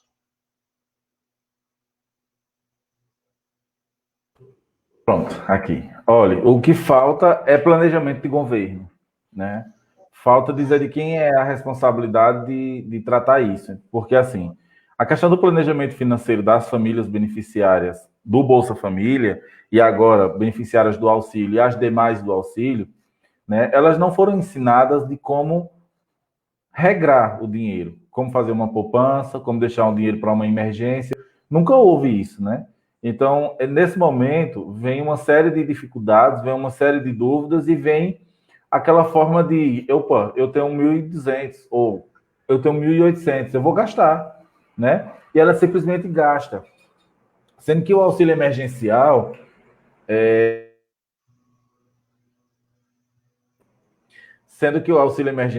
ele já, no seu próprio nome, ele diz que é emergencial. Né, é para uma emergência, é porque estamos passando por um período de emergência. Né? E aí vem aquela outra questão. Né? Eu me deparo muito com isso. Aquela pessoa que recebeu o auxílio, aí às vezes quer comprar alguma coisa, mas tem aquela informação que diz que não pode, ela não pode comprar uma geladeira. Porque se ela comprar no CPF dela, Ave Maria, o governo vai saber, e no mês que vem ela não tem mais auxílio. Né? Ou então, ela não pode comprar uma roupa, não pode comprar um celular. Não, minha gente, não é assim. Nós temos que pensar pelo seguinte lado. O dinheiro hoje utilizado para pagar o auxílio emergencial, ele é único e exclusivamente do recolhimento. Ele é um dinheiro que vem da União, mas é um dinheiro que foi recolhido através de todos nós que somos contribuintes. Então, o dinheiro do contribuinte, né? O dinheiro do contribuinte foi pago, o governo recolheu esse imposto, e esse imposto hoje está aqui servindo como auxílio emergencial. Se você não gasta esse dinheiro, como vai ocorrer o recolhimento novamente? Fica aí a pergunta, né? Então, assim, a lógica é, você recebeu o dinheiro do auxílio emergencial, use, e você tem liberdade de usar o seu dinheiro. O dinheiro é seu. Quando eu estava na frente da gestão do cadastro aqui, do Bolsa, no município de Araripina, eu cansei de fazer palestras, né? Não cansei, na verdade, nunca vou cansar de fazer isso. Mas eu estive em inúmeras palestras e levei essa informação às famílias. O dinheiro é da família. A família tem a liberdade de usar como ela quer, né? Claro que em condições absurdas o município pode agir, tá? Mas é a liberdade da família usar o dinheiro como ela quer. Então, falta planejamento. Todos nós sabemos que essa questão da segurança alimentar é importante, que o Bolsa Família foi criado pensando na segurança alimentar das famílias, né? Porque qual é o primeiro pilar do Bolsa Família? é o alívio imediato da fome. Então, a partir do momento que eu digo que o pilar principal, é porque tem um barulho danado aqui na rua, aí vem quando eu escuto barulho alto que vem chegando, eu tiro o som. Então, a partir do momento que eu falo que um dos pilares, o primeiro pilar do programa Bolsa Família é o alívio imediato da fome, eu estou falando de segurança alimentar, o que combina com o que Naírla falou. Nós temos que tratar de segurança alimentar, mas nós temos que tratar de uma segurança alimentar adequada, né? Não é qualquer segurança alimentar, não é qualquer forma de alimentação, né? Naírla colocou um ponto aí que me chamou muita atenção, é a falta de estrutura de saneamento das cidades. Então, se aquela família está tendo acesso ao dinheiro do programa, ou o dinheiro do auxílio, e ela está usando aquele dinheiro para se manter, né? E aí ela está naquela comunidade, onde? Na porta da casa dela, ou na porta da cozinha da casa dela, ou até mesmo dentro da casa dela, passa um esgoto, ou nem tem rede de esgoto, né? Que boa parte não tem, Brasil, boa parte do país não tem saneamento. Então, a partir do momento que ela está exposta dessa forma, ela não tem segurança alimentar, ela não tem acesso à higiene correta, ela não tem acesso, né, aos meios mínimos, né, de existência, de subsistência, de qualidade de vida, ele não tem. Então, é muito difícil. O programa Bolsa Família, quando ele foi pensado, ele foi muito bem pensado. Eu tenho o programa Bolsa Família como o maior e melhor programa social do mundo. Ele é um programa excepcional, né? Eu fico muito triste quando, às vezes, eu escuto alguém falando que o programa do Bolsa Família é só para quem não quer trabalhar, que depois do Bolsa Família as pessoas não querem trabalhar, que as pessoas são preguiçosas. Não, não é. É porque a cultura brasileira, né, a inserção do benefício na cultura brasileira, ela gerou um comodismo, porque é da cultura brasileira, é cultura do brasileiro gerar comodismo quando se tem algo mais fácil, né? Mas o programa Bolsa Família, ele é um programa excepcional. Ele foi criado pensando em todas as possibilidades e todas as movimentações sociais, econômicas e geográficas de uma família. Ele foi pensado dessa forma, né? Então, ele foi pensado para chegar naquela comunidade indígena, onde as políticas públicas não chegam muitas vezes, na maioria das vezes. Nas comunidades quilombolas, né? Nas comunidades nos circenses, né? O pessoal dos circos, no pessoal... Os ribeirinhos. Nos ribeirinhos, né? E em vários outros, né? E me causa uma estranheza quando você escuta um ministro da Educação falar que não existe isso de povos, né? Eu fiquei indignado com aquela fala do ministro da Educação, no qual ele disse que não existe isso de povos, não tem que existir quilombola, não tem que existir indígena, o povo brasileiro é um só. Eu concordo, o povo brasileiro é um só, mas é um só com muitas classificações, né? Eu não posso simplesmente dizer que pedra é pedra dentro de um país que tem instâncias continentais como o Brasil, né? Então, assim, a desigualdade social vai continuar, infelizmente. Não é meta de governo nenhum acabar com as desigualdades. Eu não vejo, hoje eu não consigo ver o governo... Inclusive, eu quero ser muito sincero aqui com vocês, eu não vejo muito menos o governo... Eu não vejo o governo federal tendo uma prática ou um posicionamento de resolver essa questão social, porque a questão social vai estar aí sempre posta, eu não vejo esse trabalho nos municípios. Porque eu tenho uma coisa importante a falar aqui. O Brasil, ele não é de lá para cá. O Brasil é daqui do município para lá, né? Então, são os prefeitos que sabem a realidade dos seus municípios. São os secretários de assistência social que sabem a realidade dos seus municípios. São os gestores do Cadastro Único e Programa Bolsa Família que sabem as necessidades dos seus municípios. Então, está na hora dos governos pararem de dizer, de empurrar as políticas públicas mal projetadas de lá para cá. Tem que ouvir o anseio da população. Porque quando a política pública é criada de lá para cá, ela chega aqui costurada e não atende à demanda da comunidade, daquela realidade, né? E aí me entristece justamente nessa fala do ministro, no qual ele diz que não existe povos, essa questão de povos, o Brasil é um só. Não, não é. O Brasil não é um só, né? E, infelizmente, o Brasil ele é mais pobre do que rico. E é um país extremamente rico, né? Então, assim, o que falta é administração, o que falta é bom senso, que nunca vai ter.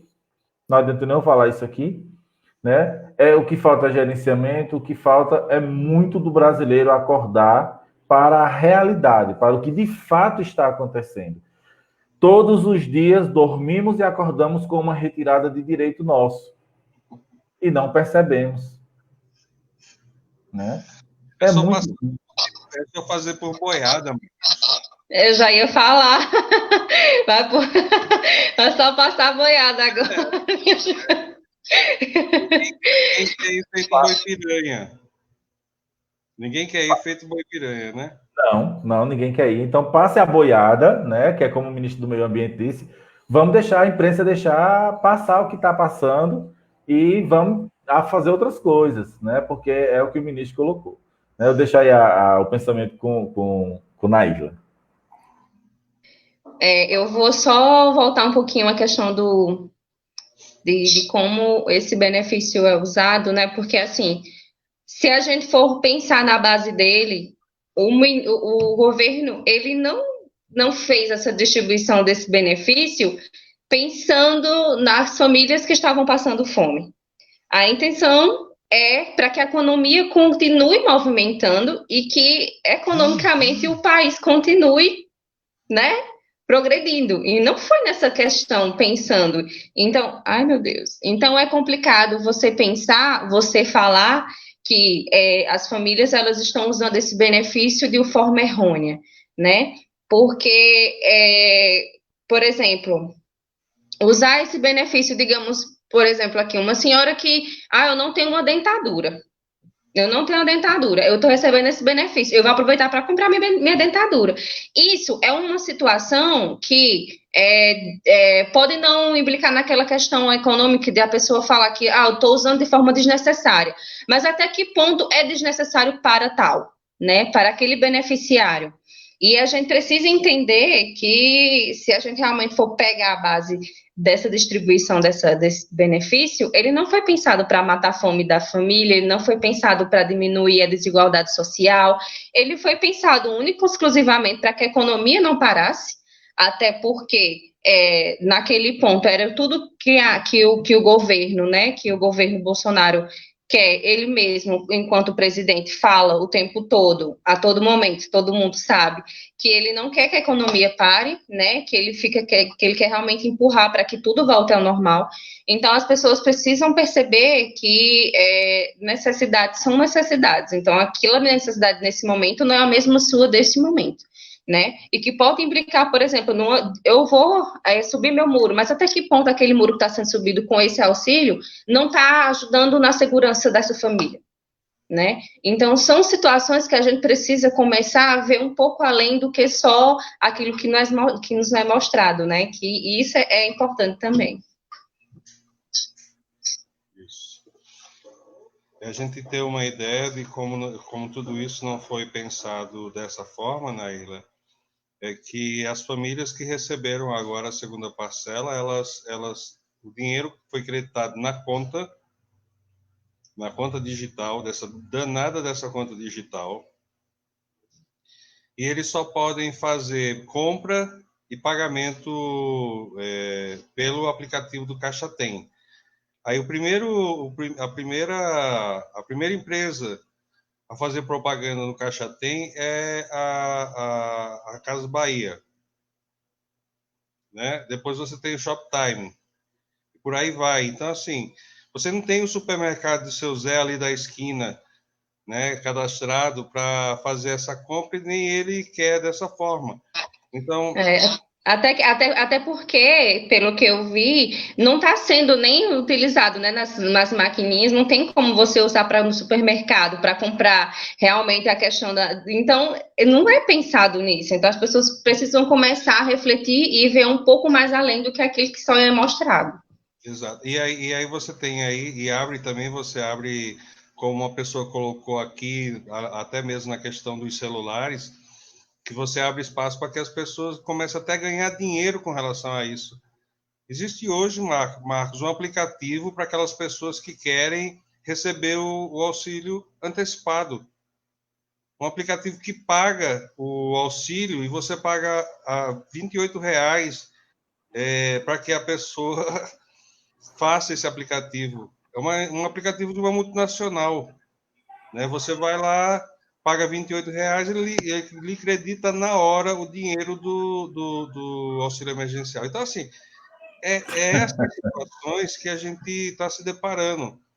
Né? Mas as situações práticas do dia a dia, né? Essas dificuldades de garantir os direitos das famílias que estão com algum problema com relação ao auxílio emergencial, isso a gente não consegue fazer. E eu acho que é o que é mais grave, né? É o mais grave porque a sociedade quer uma resposta, né? O usuário quer uma resposta, a família quer uma resposta, independente da Caixa estar dizendo que ela tem emprego, que ela tem vínculo empregatício, que ela paga INSS ou coisa parecida, elas querem uma satisfação, e isso os municípios não conseguem dar.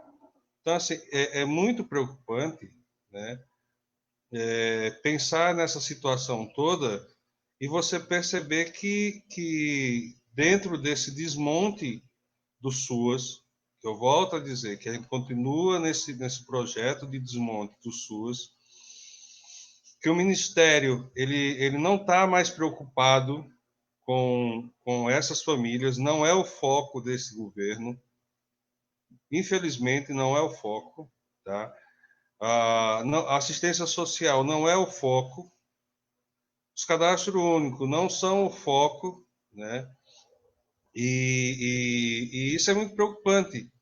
Uma coisa que eu comentava com o Marcos, Naila, é o seguinte, se falou, deixa eu ver aqui se eu não me engano, se falou em 25 milhões de invisíveis, e que o Brasil tinha 25, perto de 30 milhões de pessoas invisíveis. Essas pessoas não são invisíveis. Essas pessoas, em determinado momento, elas estiveram no cadastro único, recebendo um benefício, um auxílio, e a partir do momento que elas deixaram de receber esse benefício, esse auxílio, por algum motivo, ela deixou de atualizar o seu cadastro porque achou que não ia receber mais nada, e durante 3 anos, quando ela não faz a atualização de cadastro, a própria Caixa faz a exclusão do nome dele do cadastro único.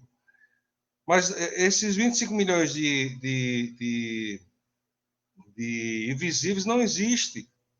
Eles passaram em algum momento pelo cadastro. Só que é como a gente disse, as políticas mudaram e não se preocupou em ir atrás desse público, que era o público que estava ali autônomo ou que tinha um emprego. Porque por muito tempo também se tornou uma coisa mística a questão do cadastro único para o Bolsa Família. Até hoje você tem gente dizendo que quem recebe o Bolsa Família, que arruma um emprego, não pode dizer ao cadastro único porque perde o Bolsa Família, o que é mentira. A gente tem hoje dentro do cadastro único as informações que servem como base para o Bolsa Família, e se a família for lá e disser, Charles, a partir de hoje eu quero que bote aí que eu estou ganhando um salário. Essa família passa mais 2 anos recebendo Bolsa Família por regra de permanência. E se antes desses 2 anos ela perdeu o emprego, o Bolsa Família dela vai continuar normalmente, se ela for lá e cadastrar o valor do salário dela, caso ela não tenha mais. Então, assim, tem muita coisa também que é necessário desmistificar, né? Tanto do Cadastro Único, quanto do Bolsa Família, quanto dos outros programas, né? Que a gente precisa fazer isso para que essas informações cheguem com mais rapidez ao povo. Só para encerrar a minha fala, a pandemia trouxe também esse público para perto do gestor do Cadastro Único. Porque antigamente não tinha nenhum gestor que queria um grupo de WhatsApp, 10 grupos de WhatsApp com 250 pessoas perturbando a cabeça dele todo dia. Mas com a pandemia ele foi obrigado a fazer isso, né? Você tem gestores que mostram para a gente lá no grupo de gestores do Cadastro Único 1.200 mensagens num dia. Que ele vai lá, que o gestor vai lá e responde uma por uma, porque ele tem essa preocupação de dar o direito às famílias que têm direito, né? Infelizmente, tudo isso que a gente faz enquanto gestor está sendo tirado pelo Ministério da Cidadania, né? A gente vê o sofrimento da Caixa Econômica com relação ao Cadastro Único, ao Bolsa Família e ao auxílio. A gente vê o sofrimento do Estado, das coordenações estaduais de todos os estados, sem conseguir acesso às informações, né? E a gente aqui cobrando a Caixa e cobrando as coordenações estaduais para que a gente tenha informação. Então, assim, é uma loucura isso, né? Então, é importante a gente sempre estar levando essas informações e estar dizendo e esclarecendo ao público que os municípios hoje não têm culpa de nada do que está acontecendo com o auxílio emergencial. Não existe uma ferramenta nem para saber se a pessoa tem direito para receber, porque você entra lá no site do Dataprev, ele está dizendo que a pessoa tem direito. Quando você chega para receber na boca do caixa, ele não tem mais direito. Então, você não sabe, né, Marcos? Então, fica aí essa pendenga, né, para a gente resolver. A gente não sabe como. Esperamos que a pandemia se acabe, né, e que com a pandemia se acabando, que se acabe também o auxílio, porque mesmo sendo um mal necessário, tem causado muito transtorno para os gestores de cadastro único e para as famílias. O que Marcos disse é muito importante. Tem família brigando pelo auxílio. Tem marido que deixou a esposa no cadastro e eles estão brigando agora porque um quer o benefício do outro, né? Então, assim, é uma gama muito grande de complicações que a gente não consegue explicar para o usuário porque a gente não tem a informação correta. Marcos?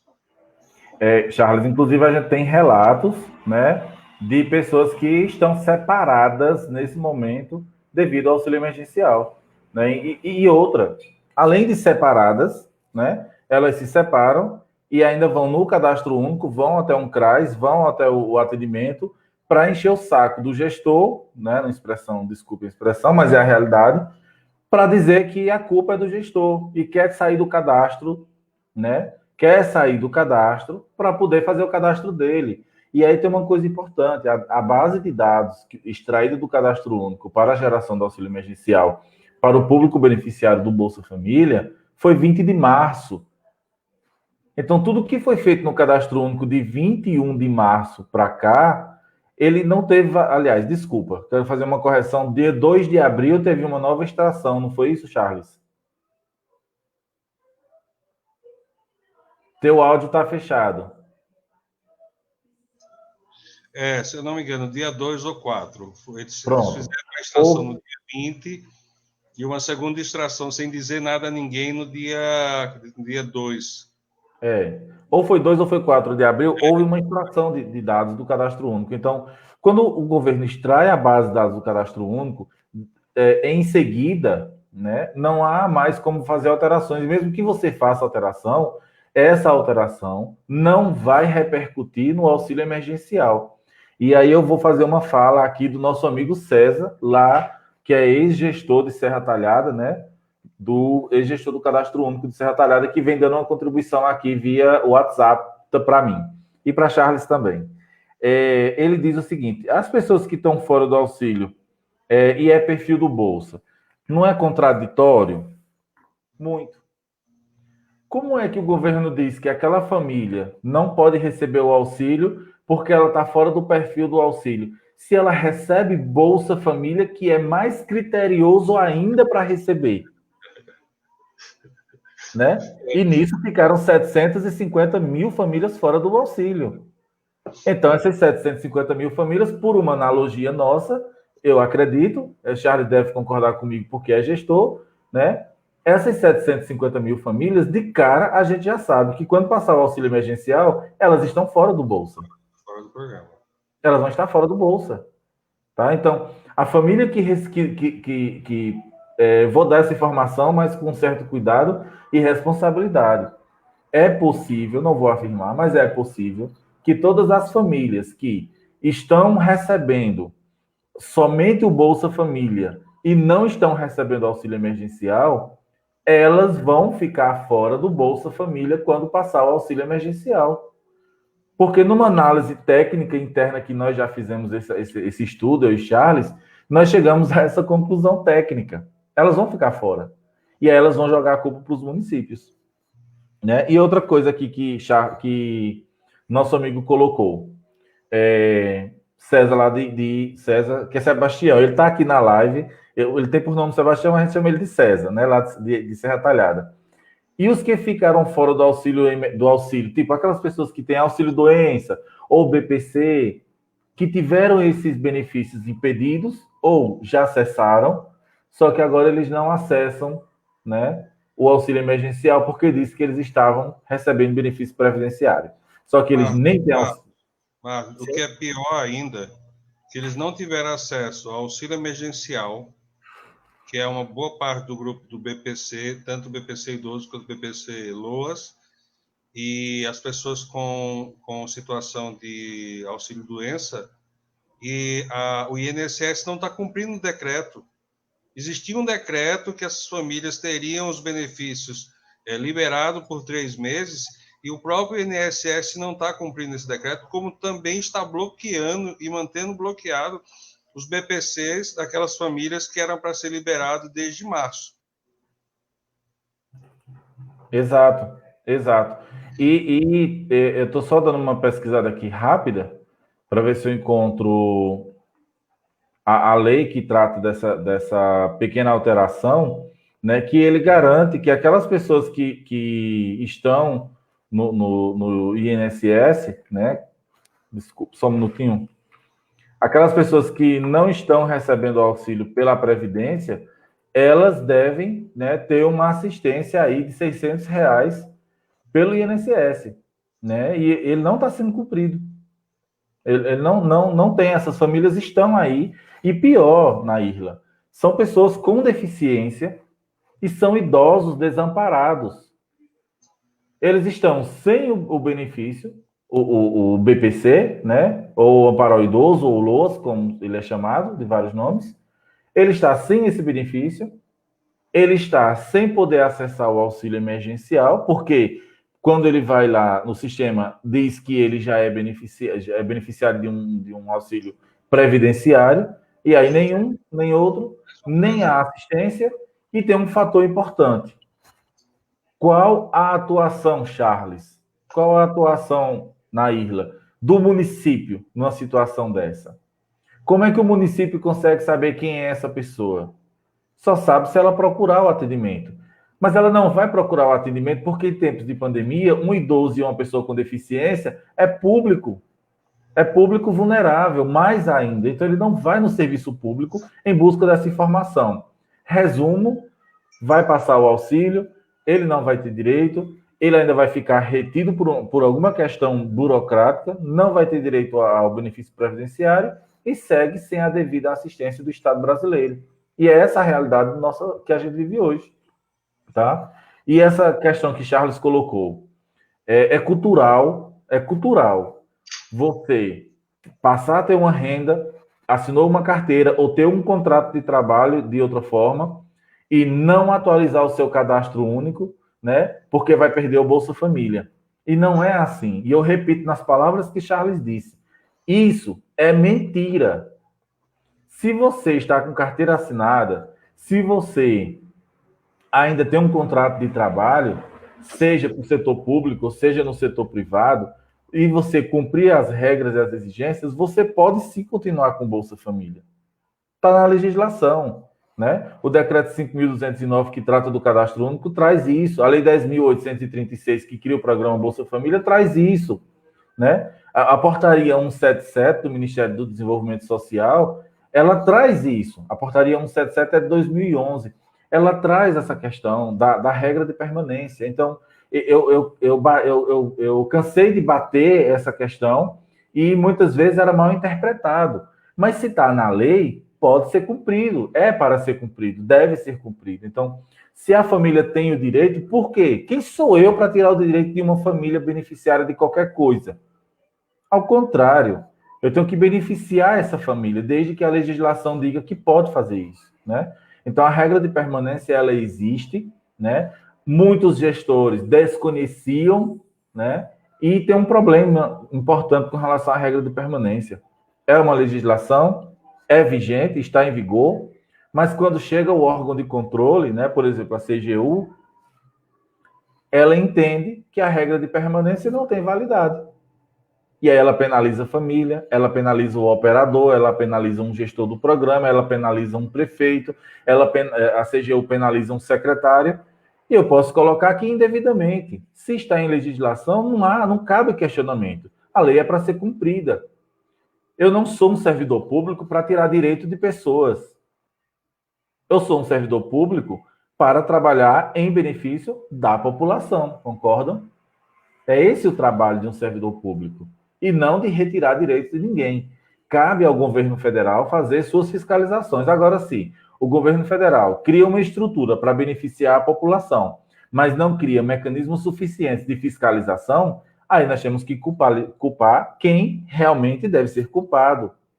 Mas isso também não tira dos municípios a obrigação de fazer suas fiscalizações municipais, né? Eu sempre coloquei isso em pauta. Não tira. O município tem a responsabilidade de fiscalizar. Então, assim, eu fico bem chateado muitas vezes com relação a isso, porque não interpreto, não há uma interpretação sobre a legislação.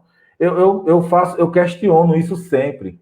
Os municípios não param com os seus operadores, Nairla e Charles, e fazem uma capacitação, né? Não sentam, não estudam a legislação. É como se diz no popular, é na tora. Sentou e acabou. E ainda tem outra questão, o viés político. Ainda tem aquele operador do cadastro único que senta lá no seu guichê de atendimento e trata fulano bem porque é do partido dele e trata fulano mal porque não é do partido dele. E servidor público não é pago para isso, não. Servidor público é pago para tratar a população, para cuidar da população, né? Então, ainda existe isso. Existe a informação errada do entrevistador, porque tem muito entrevistador que está preocupado com seu salário somente, não está preocupado se a informação que vai chegar à família é uma informação correta, ele não está preocupado com nada disso, né?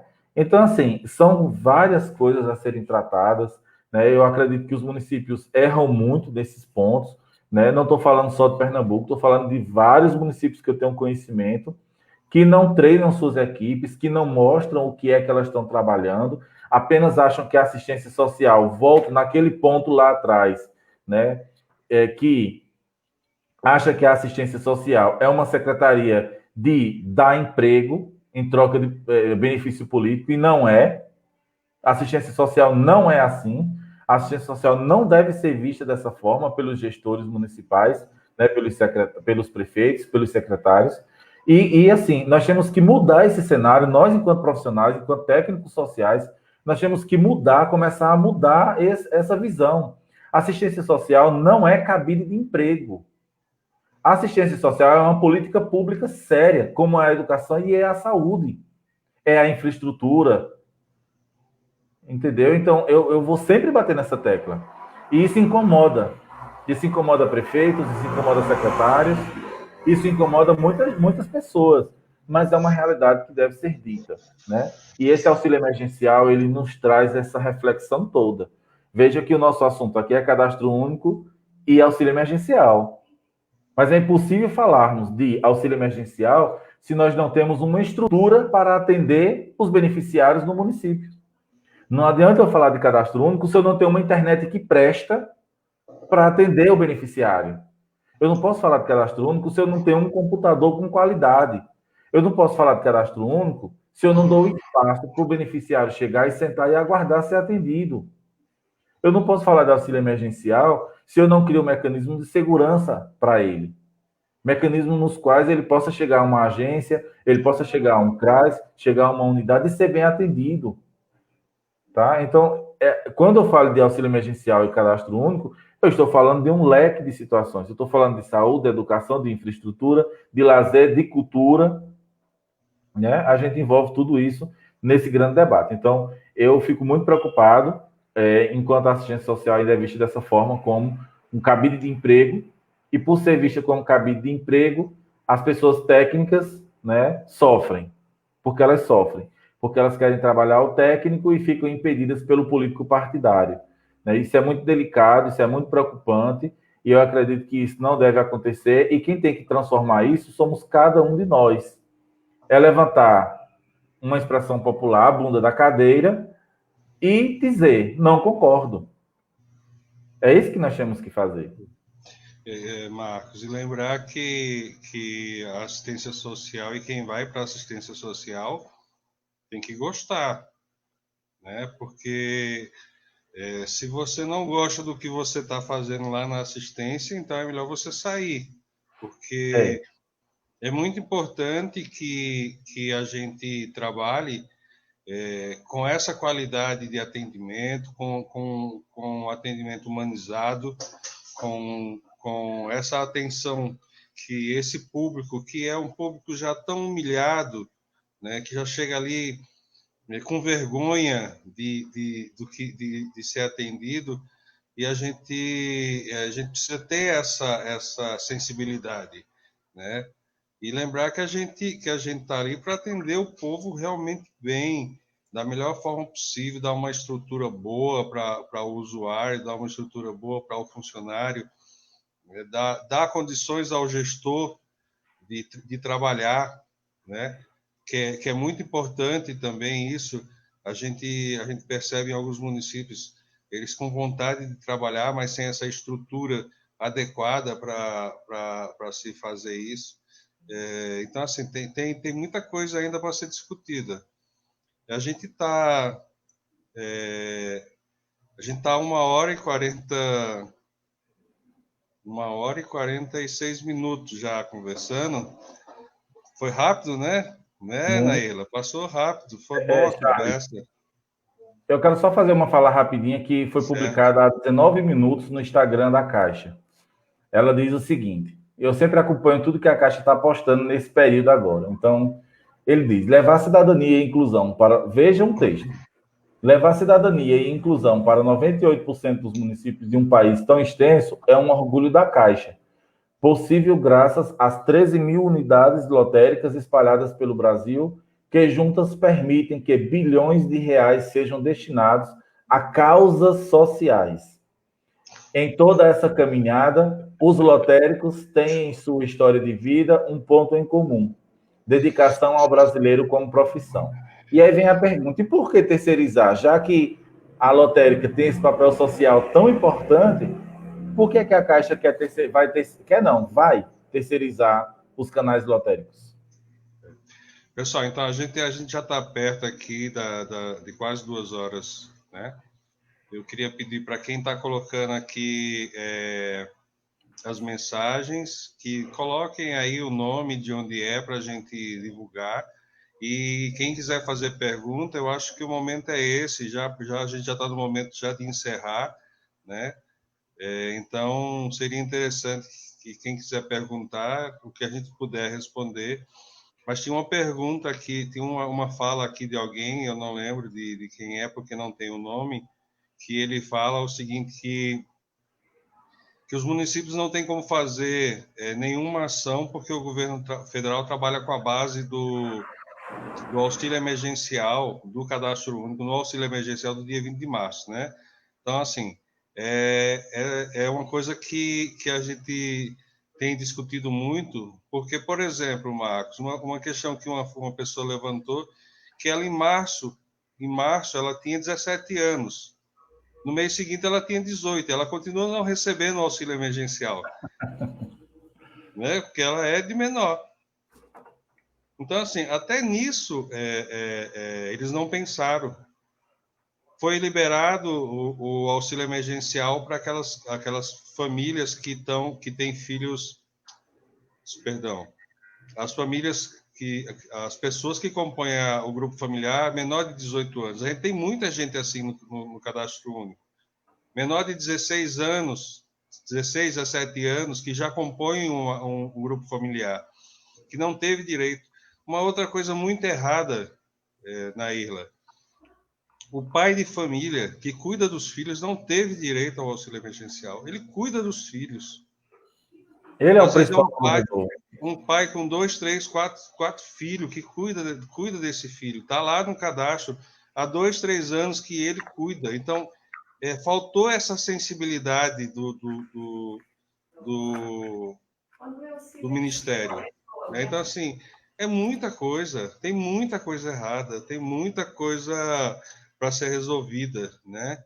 Então, vamos lá. Vamos ver se tem aqui. Charles, tem uma fala bem aí embaixo que eu acho que tu está conseguindo ver. Vamos abrir já para a Naíra, que ela está ali. A gente já conversou, e Naíra não foi integrada aqui nessa última fala. João do Skate, né? Ele fez uma fala aí no Facebook. Ele diz: boa noite, parabéns pela live, obrigado. Uma pergunta: algumas pessoas foram indeferidas sob a alegação de estar em cargo eleitoral, ou seja, está eleito sem estar. O que fazer para resolver isso no auxílio emergencial? Veja só, é um outro grande erro, Marcos, porque assim, algumas dessas pessoas não são concorreram na eleição, mas não são eleitos e não são suplentes. Mas o fato deles, por exemplo, poderem estarem com alguma pendência junto ao Tribunal Eleitoral, ele apareceu na lista do Ministério. Então, assim, às vezes é uma conta, porque quem é candidato tem que abrir conta, e enquanto ele não faz a prestação de conta da campanha, a conta fica aberta, e aí ele tem que ir para o eleitoral e resolver essa situação, né? Mas a gente já soube agora que nesse novo batimento da Caixa, que a Caixa está fazendo, que a Dataprev está fazendo agora, vai se rever essa questão dessas pessoas que foram candidatos, que não foram eleitos, nem são suplentes, para ver se libera o benefício desse povo, porque tem vários casos assim também, vários casos.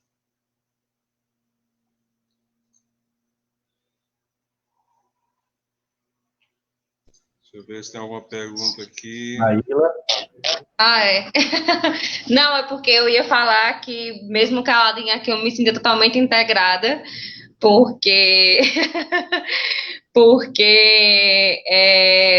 são coisas das quais eu não conheço, né? Por exemplo, trabalho assim eu conheci Marcos quando eu trabalhei por um tempo junto com ele, mas não via todo o trabalho dele como gestor, mas é uma outra visão quando você está debatendo sobre o assunto, né? A gente percebe o quanto o assunto é amplo, ou a importância que tem o gestor do Bolsa, né? Do Cade Único nesse momento. Porque quando a gente começa a abrir a visão para isso, né? Se as pessoas tivessem, acho que a oportunidade também de conhecer um pouco mais sobre o trabalho da assistência, eu estou falando isso como um todo, e não visse, por exemplo, a Secretaria de Assistência como um simples lugar de ter o Bolsa Família e conseguir o Bolsa Família e receber cesta básica, porque infelizmente ainda é uma visão assistencialista, uma visão bem pejorativa da assistência. Então, se as pessoas tivessem um pouco mais de conhecimento da importância que tem o cadastro único, né, da magnitude que é esse programa, né, talvez as pessoas tivessem um pouco até mais não sei, repensar um pouco mais, querer conhecer um pouco mais, se pôr a disponibilidade de ter um pouco mais do conhecimento, e quem sabe não fosse visto de forma tão superficial, né? Não só o gestor, mas o cadastro, como a assistência, como a política como um todo, né? E eu acho que já estava quase na hora, então como vocês, né, são os anfitriões, eu acho que eu vou logo me despedir. Eu quero primeiro agradecer a Marcos pela oportunidade. Não conheci o Charles, prazer, Charles, gostei muito de conhecer você, espero que a gente tenha a oportunidade de trabalhar mais juntos, né? Estou à disposição, se vocês precisarem de mim, estou inteiramente à disposição. Quero agradecer a todo mundo que ficou até aqui, que colocou suas contribuições, né? Quero parabenizar a empresa, né, por esse momento, por essa abertura desse diálogo, que eu acho incrivelmente importante nesse momento. Então, quero parabenizar vocês e agradecer a vocês, tá? Espero que seja a primeira de muitas outras, né? Que se eu não estiver aqui participando de formativa, mas estarei assistindo as lives, as possíveis rodas de conversa. E é isso aí. Sucesso para a nova empresa de vocês. Parabéns pela iniciativa, meninos. Muito boa. Bom, vou pedir só para você, se você puder não sair agora. Não, vou ficar aqui até o final. E só finalizar aqui, Marcos. Está aqui Dora Reis mandando um abraço aí para todo mundo, né? César de Serra Talhada, outras pessoas também que estão colocando no Face. A gente não sabe por que a gente não está conseguindo ver o nome das pessoas, porque era para a gente ver, já que a gente anexou ao grupo, mas a gente está aprendendo. Vamos aprender ainda um pouquinho mais com esse. É a primeira vez que a gente usa esse sistema e a gente realmente quer ter a oportunidade de criar outras salas, outras rodas de conversa com outras pessoas, trazer mais gente para contribuir com essa resistência da assistência social, porque acho que a gente tem que definir esse ponto agora como um ponto de resistência. A pandemia está ensinando muita coisa, né? Está ensinando a gente compartilhar informações em meios que a gente não sabia, não conhecia. A gente está vendo essa proximidade da gente, mesmo em tempo de pandemia, com o usuário, com a pessoa lá do Cadastro Único, e conhecendo novas pessoas. Então, assim, foi muito bom a sua participação, Naila.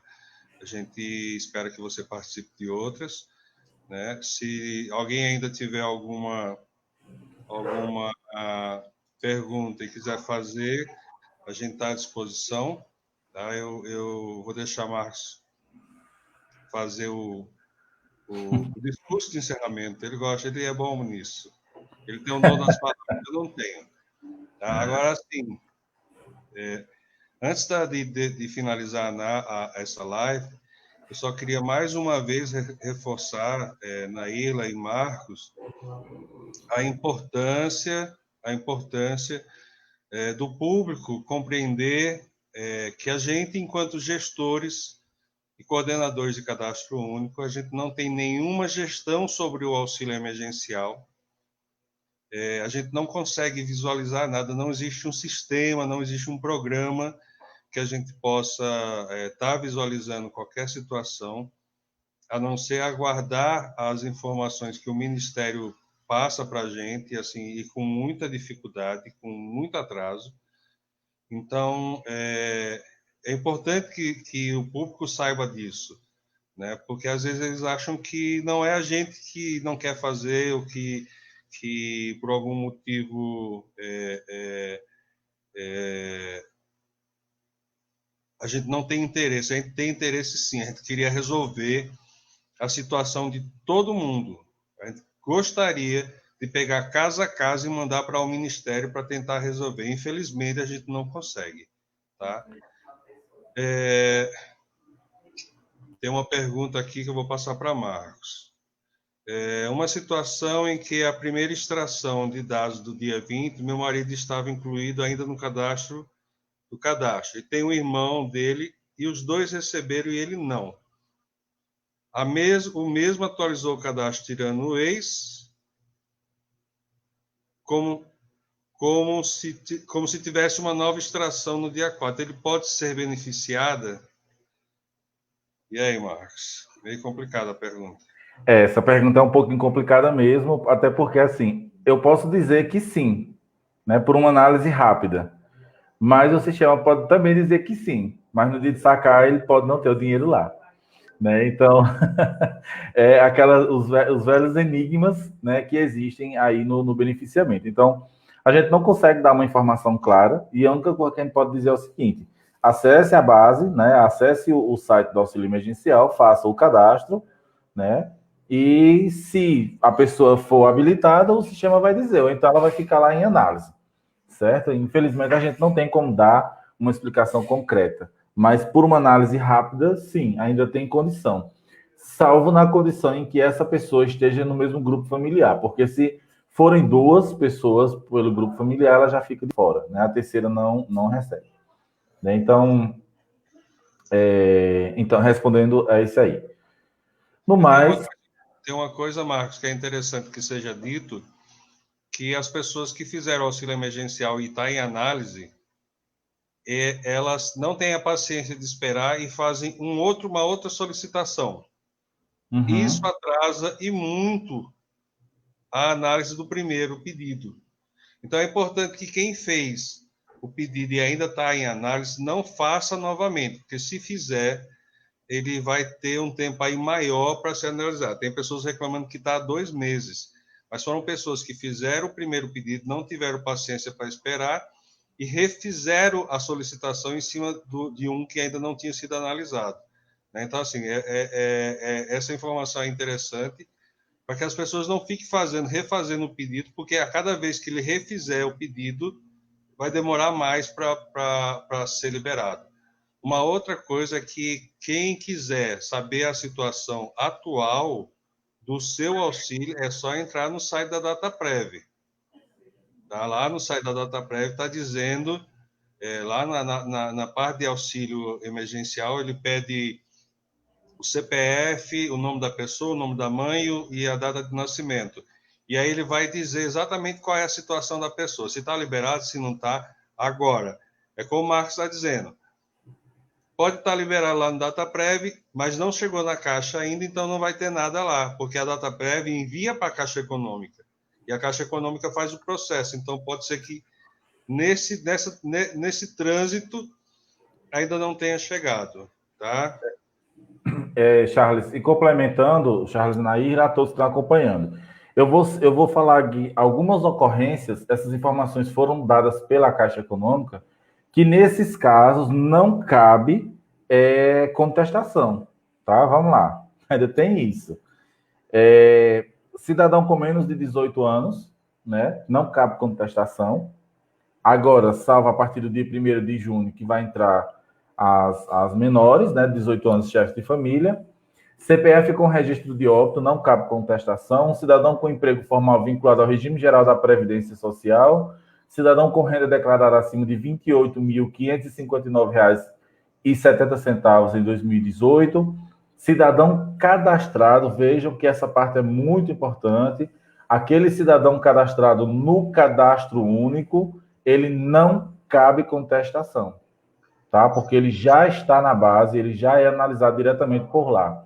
Membro da família cadastrada no CadÚnico, cidadão recebe Bolsa Família ou está em família já contemplada pelo auxílio emergencial, cidadão ou membro da família já recebe auxílio emergencial, e cidadão com emprego formal vinculado à RAIS, e cidadão que exerce mandato eletivo. Esses não cabem contestação.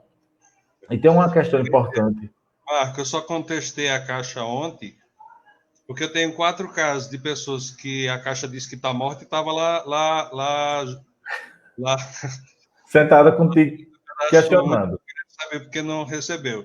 Então, eu contestei a Caixa ontem com relação a isso. Eles disseram que ia fazer uma verificação junto ao Ministério, mas isso é uma questão de batimento com a DataPrev. A DataPrev. É um sistema que eles estão usando, além do CISOB, né, que é o Sistema de Óbito Nacional. E eles estão usando um outro sistema. Então, nesse sistema, algumas pessoas estão considerando como óbito, sendo que a pessoa está viva. Complica, né? Minha amiga Ivana Brito, do CRAS de Arco Verde, um abraço para você.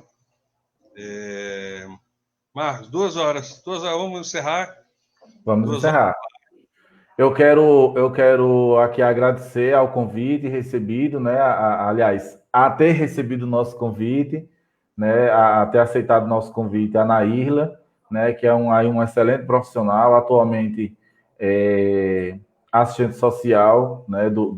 É assistente social e atualmente no Sistema S, né? E isso é muito importante para todos nós, que o Sistema S tem esse olhar social muito, muito bacana.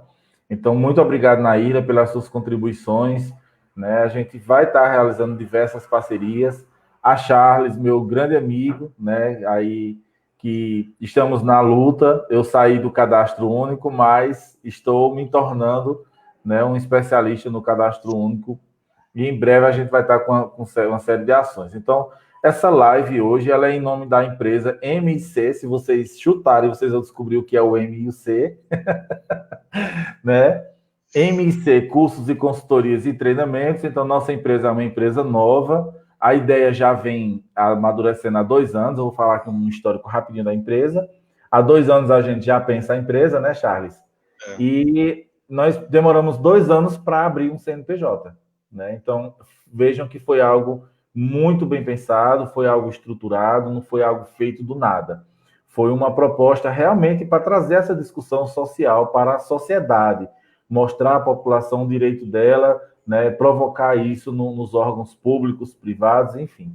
Então, a MC Cursos e Consultorias vai continuar esse trabalho. A gente estava com uma estrutura já toda pronta para oferecer cursos para técnicos da assistência social, mas com a questão do coronavírus, ficam suspensas até acabar. Então, quando passar essa questão toda do coronavírus, vamos pedir a Deus que passe logo, nós vamos começar esse trabalho de formação. E aí vocês já conseguem aqui sentir mais ou menos como serão essas formações, né? Então, essa formação vai ser oferecida em vários lugares de Pernambuco, do Brasil. Nós temos propostas para alavancar para outros estados, já temos até propostas no estado do Pará, né, para oferecer uma formação. Então, assim, é esse trabalho que a gente quer levar à população, é isso que a gente quer levar a técnicos profissionais da área social. E a MC Consultoria fica muito feliz, né, curso de consultoria fica muito feliz em estar realizando esse momento. Quero agradecer de coração a cada um que esteve até esse momento aqui conosco nessa live. Muitas contribuições maravilhosas, né? O pessoal contribuindo bastante. Aqui tem vários gestores nessa nossa conversa, né? Nosso amigo está dizendo, estou aqui, viu? César. César é um grande pensador,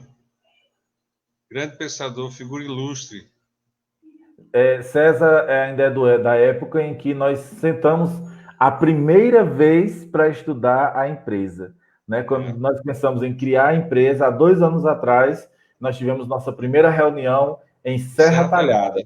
Né? Nossa primeira reunião foi em Serra Talhada para tratar da criação da empresa e nosso cérebro pensante também aí, ó, é César, por isso que ele está sempre participando aí. Isso é muito bom, né? Isso é muito importante para todos nós. Então, muito obrigado de coração a todos vocês que estiveram aqui.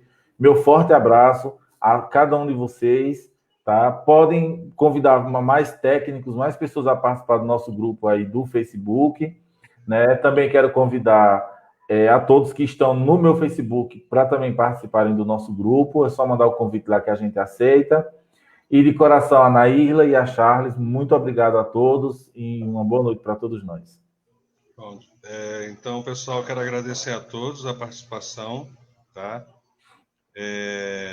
Foi um prazer estar com vocês. Agradecer a Marco, a Naíla, que eu também não conhecia, né? A gente se conheceu hoje, momentos antes de entrar na live. Eu estava até fofocando para ela de uma pessoa aqui de Arco Verde. Mas mandar um abraço para minha amiga Thalita. Eu estava falando mal de Thalita, da assistência social. Um abraço para a Cris. Pessoal, em breve a gente está começando os cursos. Assim que passar a pandemia, a gente já está com vários cursos já montados na área de cadastro único e Bolsa Família. E assim que passar essa pandemia, vamos começar a divulgar os cursos. Na verdade, a gente tem três estados alvo, que é Pernambuco, Alagoas e Paraíba. E assim que a gente começar a trabalhar, a gente vai divulgar os cursos em cada estado. Tá? Então, em breve, novidades. Mas vamos fazer outras rodas de conversa, assim, passar 2 horas conversando, foi rapidinho, eu quase nem vi aqui, viu? Um grande abraço a todos, obrigado a todos que participaram. E lembrando que vai ficar gravada aí na página da empresa. Exato. A live. Muito obrigado a todos. Beijos, boa noite.